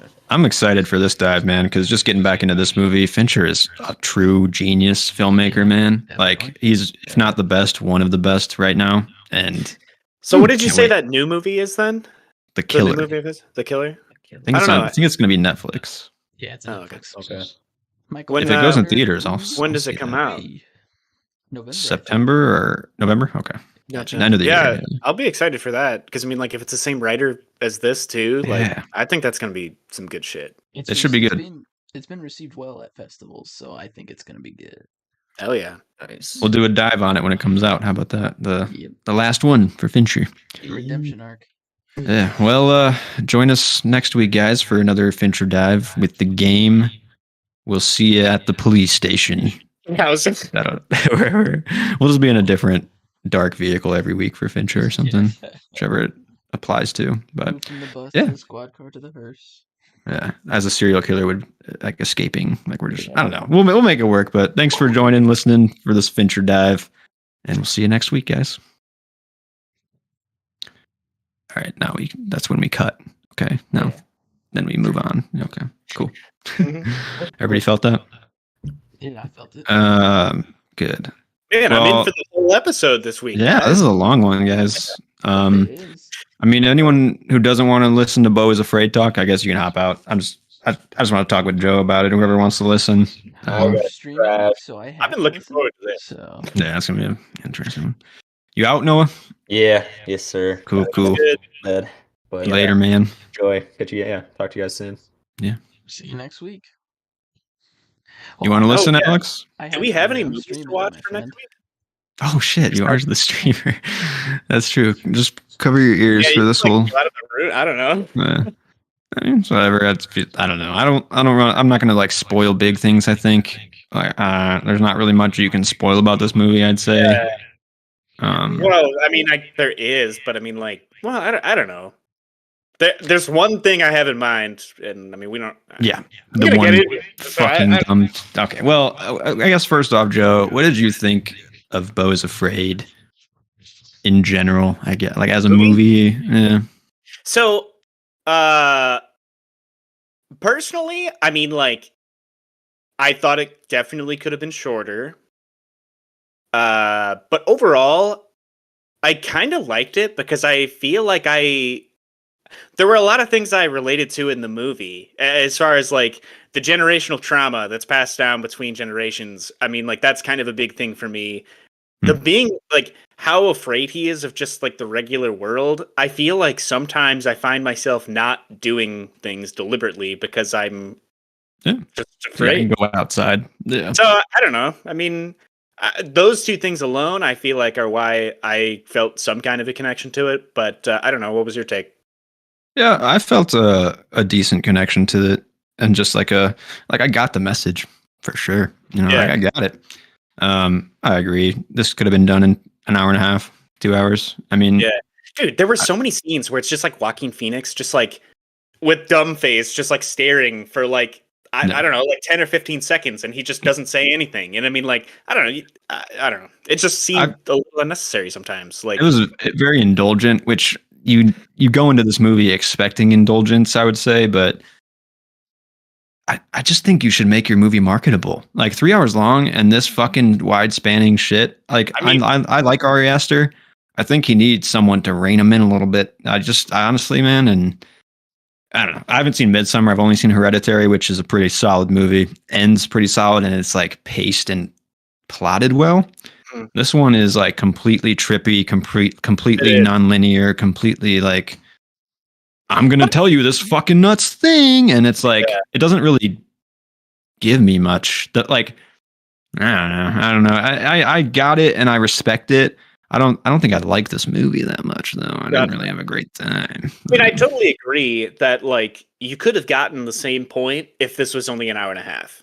Totally agree. I mean, like, there's like a fucking half hour, maybe half hour, I don't know, 20 to 30-minute sequence where it's just Joaquin Phoenix walking through like basically an Imaginary animated land. world. Yeah, like I don't And know, that's- and you kind of don't really know what the fuck is going on. But like I feel like that is like his character kind of developing because like I feel like he like finally like I don't know, his mom fucked him up so much that like which I kind of do want to get into. But like they really highlighted him as a kid and how like her influence on him and his relationship with that girl and how he like built up that relationship in his head to be like something that it wasn't. And I mean, like that whole sequence with the forest is basically like him realizing that like he actually didn't do anything with his life or didn't have a family because like he never actually like had a relationship with this girl. Yeah. So I don't know. Yeah, I mean, I get that. To be quite honest, I thought that they could have eliminated the entire forest sequence, and that was the part when I see the trailer I'm most excited about because I see him walk through this crazy psychedelic, brightly heavenly set, you know, and I'm like, oh shit, we're going weird. Hell There yeah. was a lot in the trailer. Yeah. And then I knew I was in for like maybe only a one scene for that, and I was like okay with that.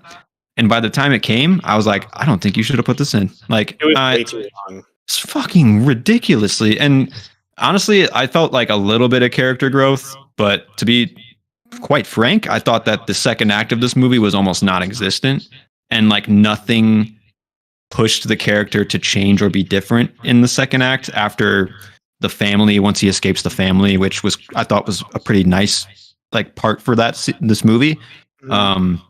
You could have thrusted into the third act right after that though, and I would have been okay, you know, like I agree. Like he but could have like had him show up at her house after that instead of like the whole forest sequence. I totally agree. And yeah, just like the trippy elements, like with the Vietnam vet, like him showing up later. The pacing of like That was these weird. story elements were just not. Like and done yeah, well. like that. The guy already like died, so I don't really understand why he showed up there. I mean, when he did go Yeah. into the attic, I understand like what that's supposed to represent because it's like him like repressing like something from his childhood, and like Mhm. I don't know, the giant fucking penis in the corner is supposed to represent his dad because he never actually knew his dad, other than like his mom just saying that like He's just a dick. yeah, like Yeah.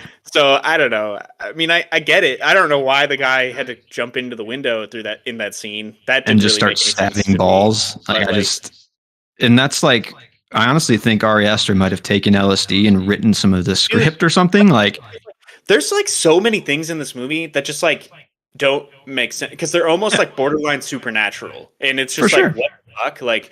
But like a lot of it is like at first, like in his neighborhood, I assumed that he was just like a paranoid schizophrenic, but like when you get into the house, I don't know if you got this, like there's like pictures of I'm pretty sure him in his apartment, and also a picture of his apartment building, like the exterior, but not what it looks like when he lives there. Like insinuating that she owns the building, and she like I think that's supposed to allude to the fact that she kind of orchestrated the whole situation of what's going on is at his apartment, because like she kind of like orchestrates like his entire life. I mean, like, so I don't know if you caught that, but like, no, I didn't catch that little tidbit, but that makes kind of good sense. I mean, how else would you explain that crazy shit going on at the beginning? Like, yeah. Well, I think also like part of this is like not real, and it's in Bo's head. Obviously, I'm torn between like if he is actually a paranoid schizophrenic or if it was just orchestrated by his mom. You know, just a dark ass world in the street that he lives on.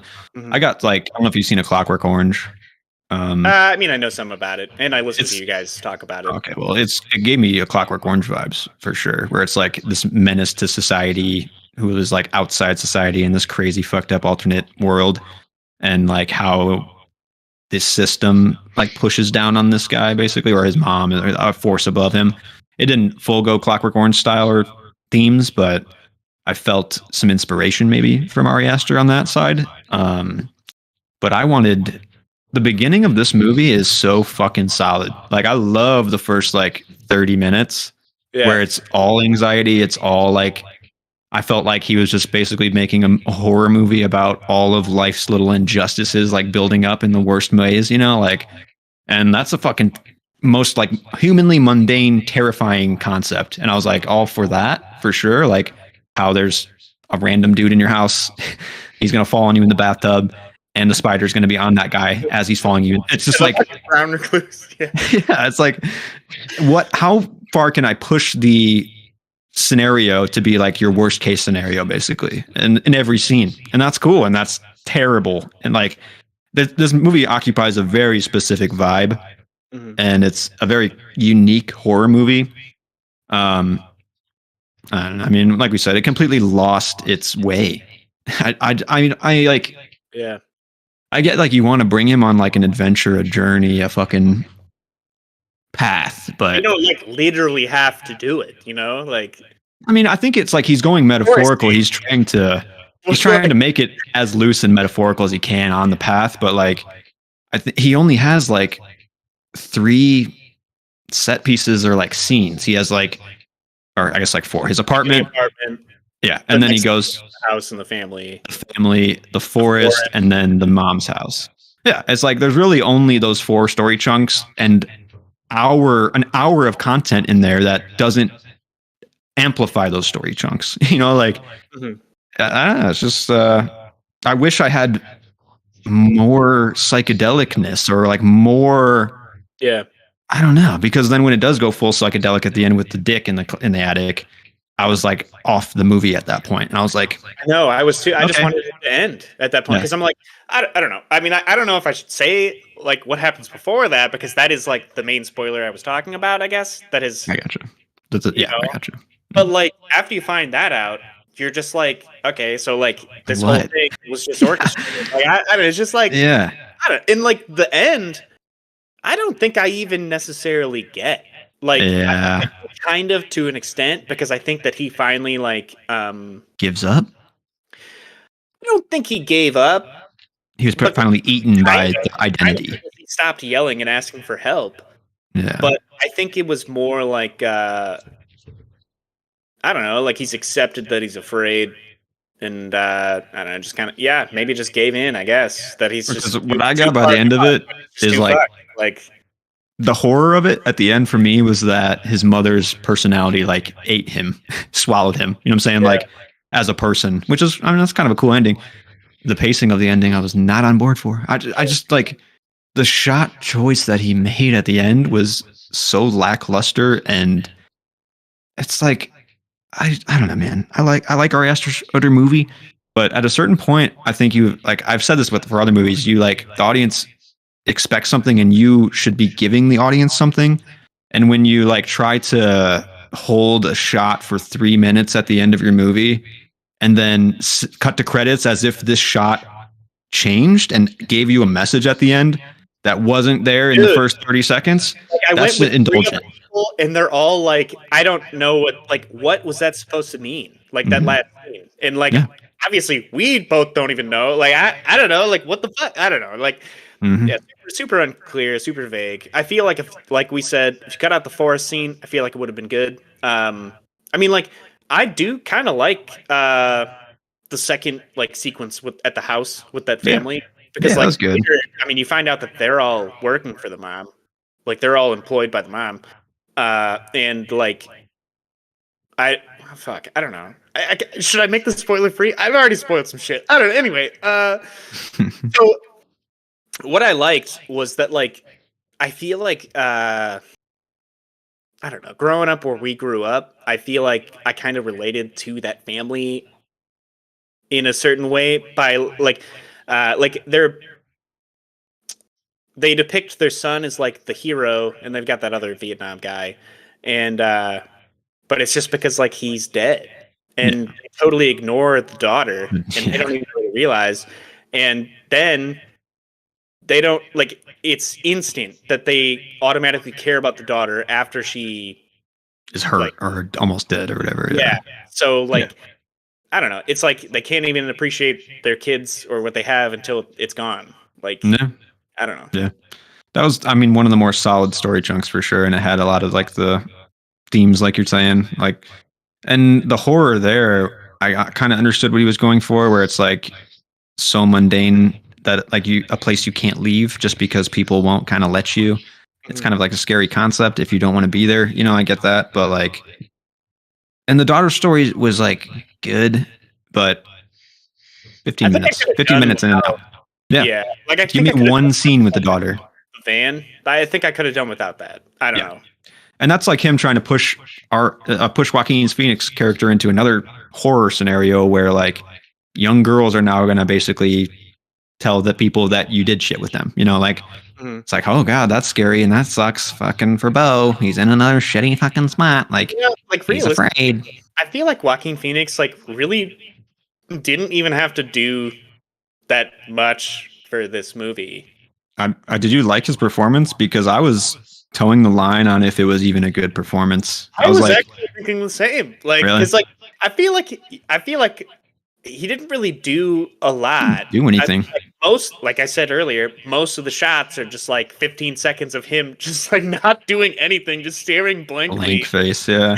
Like I feel like you can't even understand him when he's talking. Like the people I went with are just like, "Fuck, I need subtitles for this," and like, I don't know. Like, I don't know. No, I get that because I wrote that down too. I was like, man, I really expected more from Joaquin and kind of wanted more. And it's like he didn't encapsulate the inner horror that Ari Aster was like going for almost. Like, and I don't know if Ari like maybe didn't want to push him to be a more in-depth actor or something, but I don't know. You see Joker where Joaquin clearly is taking swings, and then you go to this one and it's like he chose Beau is Afraid because it was like easy almost. I don't know. Yeah. That's what I kind of felt. I mean, like I feel like he is like kind of the same part for the whole movie, like the same thing for the whole movie, but like it's like easy because he really doesn't have to say anything.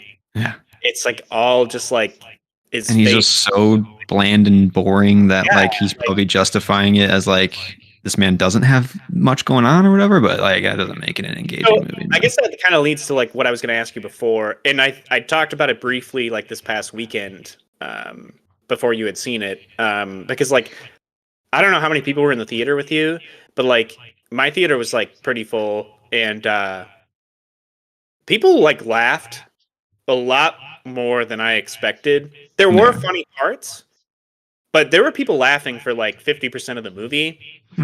And I'm like, that's weird. Like, not all of this is supposed to be funny. Like, I chuckled a couple times. There was me and one other dude in the theater, so it wasn't a big experience. But person in the theater with you? Yeah. Fuck, that's and he's wild. like, "Oh, I couldn't get anybody to get me to go see this movie with me." I was like, "Me neither, man." Honestly, you should go to the Music Box sometime. Like, I don't know. If you do ever visit the city, you should go because like I'd be down. Pretty cool. It'd be a fun experience. Yeah. I mean, I heard him laugh a couple times, like, and then at the end he was like, "That movie was hilarious," and I was like, "That was pretty wild." And that was the extent of the conversation about Beau is Afraid. But I mean, it had funny moments, but I kind of see what you're saying, where like he's trying so hard to make it a shocking moment that it becomes funny almost or whatever. Yeah. But it's like that's not very funny. It might be like Joaquin Phoenix's performance too. Like, yeah, he didn't milk it out of it. The like anxious, like afraid character is just kind of funny sometimes. Like, I don't know. He doesn't go for it enough to make me like feel the shifts and feel the moments, you know, Yeah. like that's it, yeah, it really does just kind of feel flat with him specifically. I don't know. I'm trying to think of like other stuff. Really, I don't really have that much more else to say about it, other than I thought I don't like borderline supernatural shit where it's probably just in his head, like with the TV where he like fast forwards Yeah. and like you see like the next like you don't see the forest sequence, but you see him like at his mom's house. The boat. Yeah. Yeah. So like I was kind of just like waiting for that.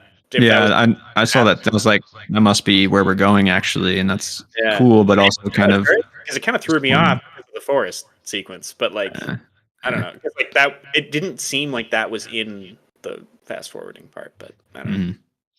mhm.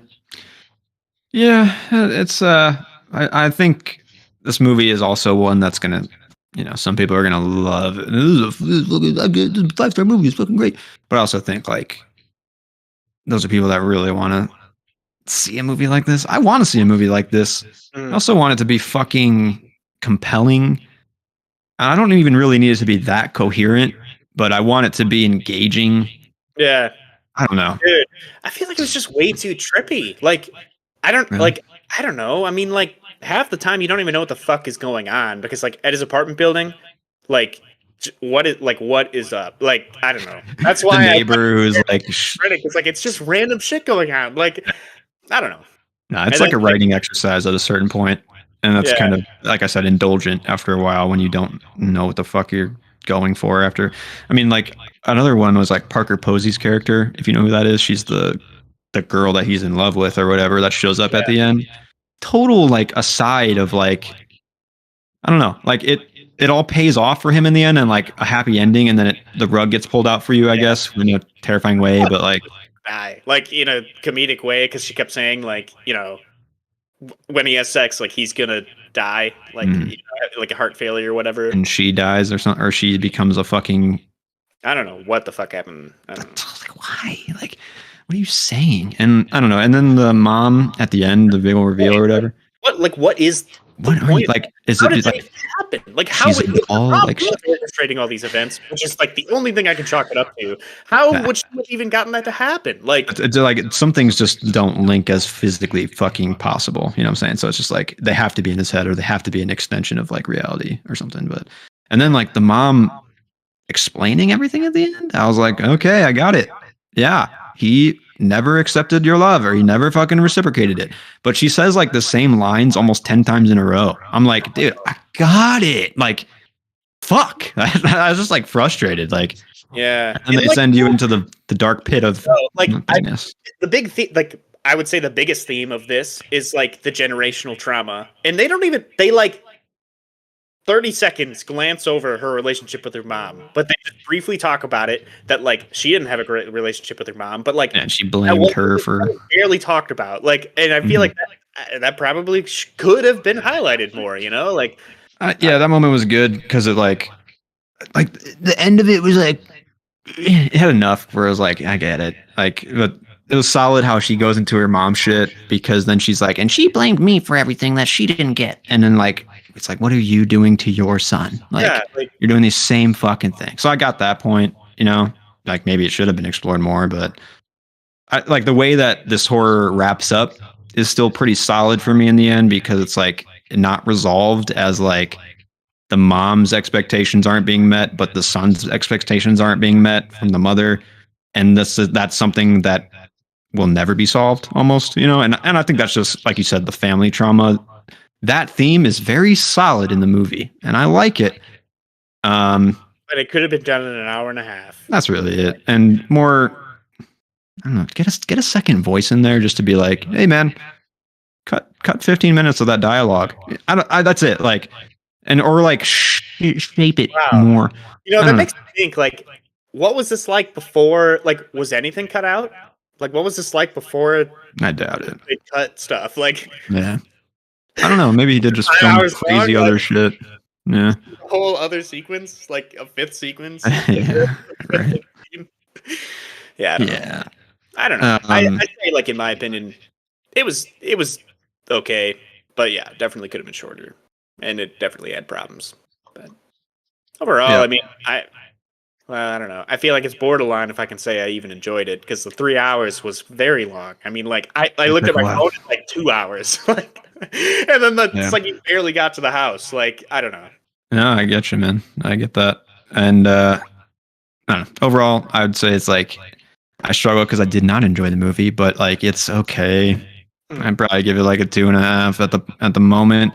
But I'm struggling because am I just lumping 2.5s in for it's like they achieved something, but not something I wanted, you know? It's their But participation or is it just what's that? Like It's a their participation award? Honestly, it kind of is. Like I don't want to just shit on Ari Aster for making this movie, but at the same time, I don't think it's a very entertaining movie. Hmm. So at Really the heart is of it, not. no. At the heart of it, just not that good. I kind of wrote the note of this is basically just the 40-year-old virgin horror edition too. And it's like basically the concept that he took to Pretty much, the yeah. extreme. So I guess well done on that concept, but overall, this one wasn't for me. I'm sure other people would be like, he just doesn't get it. He doesn't fucking get this fucking message. Then it's like, no, I got the message, man. I got it. Yeah, It's just like- not entertaining. Hmm. That's my last. I think Period. I agree. Yeah. I don't know. I think I'd still probably give it a 3, Nice. but I thought about it. I was like, man, it's doing because I was like putting in my rankings because I just do 2023 ranks or whatever, and I wanted to give it more credit than some of the other movies that I have because it took a swing that some of the other ones aren't even trying. You know, like I was like Creed 3, yeah, pretty good movie, fucking pretty boring too, and doesn't really do much. And this movie is fucking not that good, kind of boring, but it's way more enticing than Creed 3, but not very good. So like, right, I don't like know. that's yeah. Yeah, it's just a struggle over here. But wanted to like it more, didn't end up that way. Bummer. Yeah, I don't know. To be honest, I feel like it was so trippy. It had me personally thinking about it for like the next day or two because like That's I had good, just seen it like the night before. I think we talked because we were playing some Gungeon, Mhm. and yeah, I don't know. I was still thinking about it for pretty much that whole day at least. That's So, good I mean, then. I feel like that's something. I don't know. That is. Yeah, that's true. I mean, I think that's kind of what I was saying was like I wanted to give it a little more credit just because it has something going on. You know, Mhm. even if I'm not on board totally, it's got something going on. But I'll watch your next one, Ari. You know, Like I don't know. I mean, like I don't want to get into a whole nother thing. The forest sequence, I guess. I don't know. I've heard you talk before about like sequences that can mean different things to different people or how you interpret it as different things. Like that's art. And like I feel like you could, I don't know, you could like draw connections to certain things in the forest scene that like aren't specific to like what's going on with Bo, but Mhm. I don't know if that's enough to justify that whole sequence, but I mean, personally, I didn't really gain much from that sequence. Like as far as like I didn't really either. That's- Other I- than yeah, I I feel like wanted you more. kind of figured out everything you already. I mean, you kind of already knew everything. Like I don't know. I think yeah, it was just him. Like I don't know. Yeah, it definitely could have been shorter. Yeah. Yeah, wanted more, but we'll see if they give Ari Aster the budget again for his next one. I respect him. I want to see what he does next. 45 Rein it in a little bit, buddy. Yeah, yeah. But I guess that's it. Thanks for chilling, Alex. Listening. You know, Of course. probably turned you against the movie there. Hey, you But- really convinced me. I think I'm gonna go out and see it. Yeah. We'll I hear was your gonna see CC Hurry review up. next week. weekend, but I think I'm gonna change to Bo's Afraid. You know, you guys. Hurry up. It's gonna leave theaters in a week, probably. So I think I'd Yeah. entertained for an hour and a half, so I'll stick with Sisu. that's probably fair. Yeah. I'd rather watch that one for sure. So yeah, but Are there any other movies like we should be watching before next week, or? I mean, think, besides the game, I mean, game. There's Guardians of the Galaxy. If you guys want to talk about that one, I'll go see that one this weekend probably. So. I'll see. I don't know. I have a lot to do this weekend, but if I can squeeze it in sometime, I'll go. Yeah. Yeah. I mean, yeah. If I have time, I know I'm seeing Sisu. If I could talk Sarah into go and see another one with me. If not, I might see it at the beginning of the week. So Okay, I we'll might see how squeeze people it are in. feeling yeah. at the beginning of next week. Yeah, and kicking off the summer box office too. So Yeah, let's see how. Yeah, we do. be cool. I'm actually pretty excited about that because like my list was not that far off from you guys's. So like Yeah, who's gonna be the true I was winner really at the not end? confident in my list. So I don't know. I'm telling you, you guys are sleeping on Mission Impossible. Probably, We'll see. yeah. We'll see. With those numbers that you were saying, like, yeah, probably. I bet it's going to be higher than what I have it. So Yeah, he's drawing in the Scientology crowd, and they're a rabid crowd. They'll keep going back. yeah, And they pay for that. They pay for their ticket up to wherever the fuck they go with L. Ron Hubbard. Yeah, up to their what is it? They transcend their bodies or some shit. I don't know. Anyways, yeah. We don't have to get into. we'll talk about Scientology next week, guys. Don't worry. Sure. But in the meantime, thanks for watching, guys. Stay gold, and we'll see you next week. Yeah. Meh. Oh, shit. Feels weird.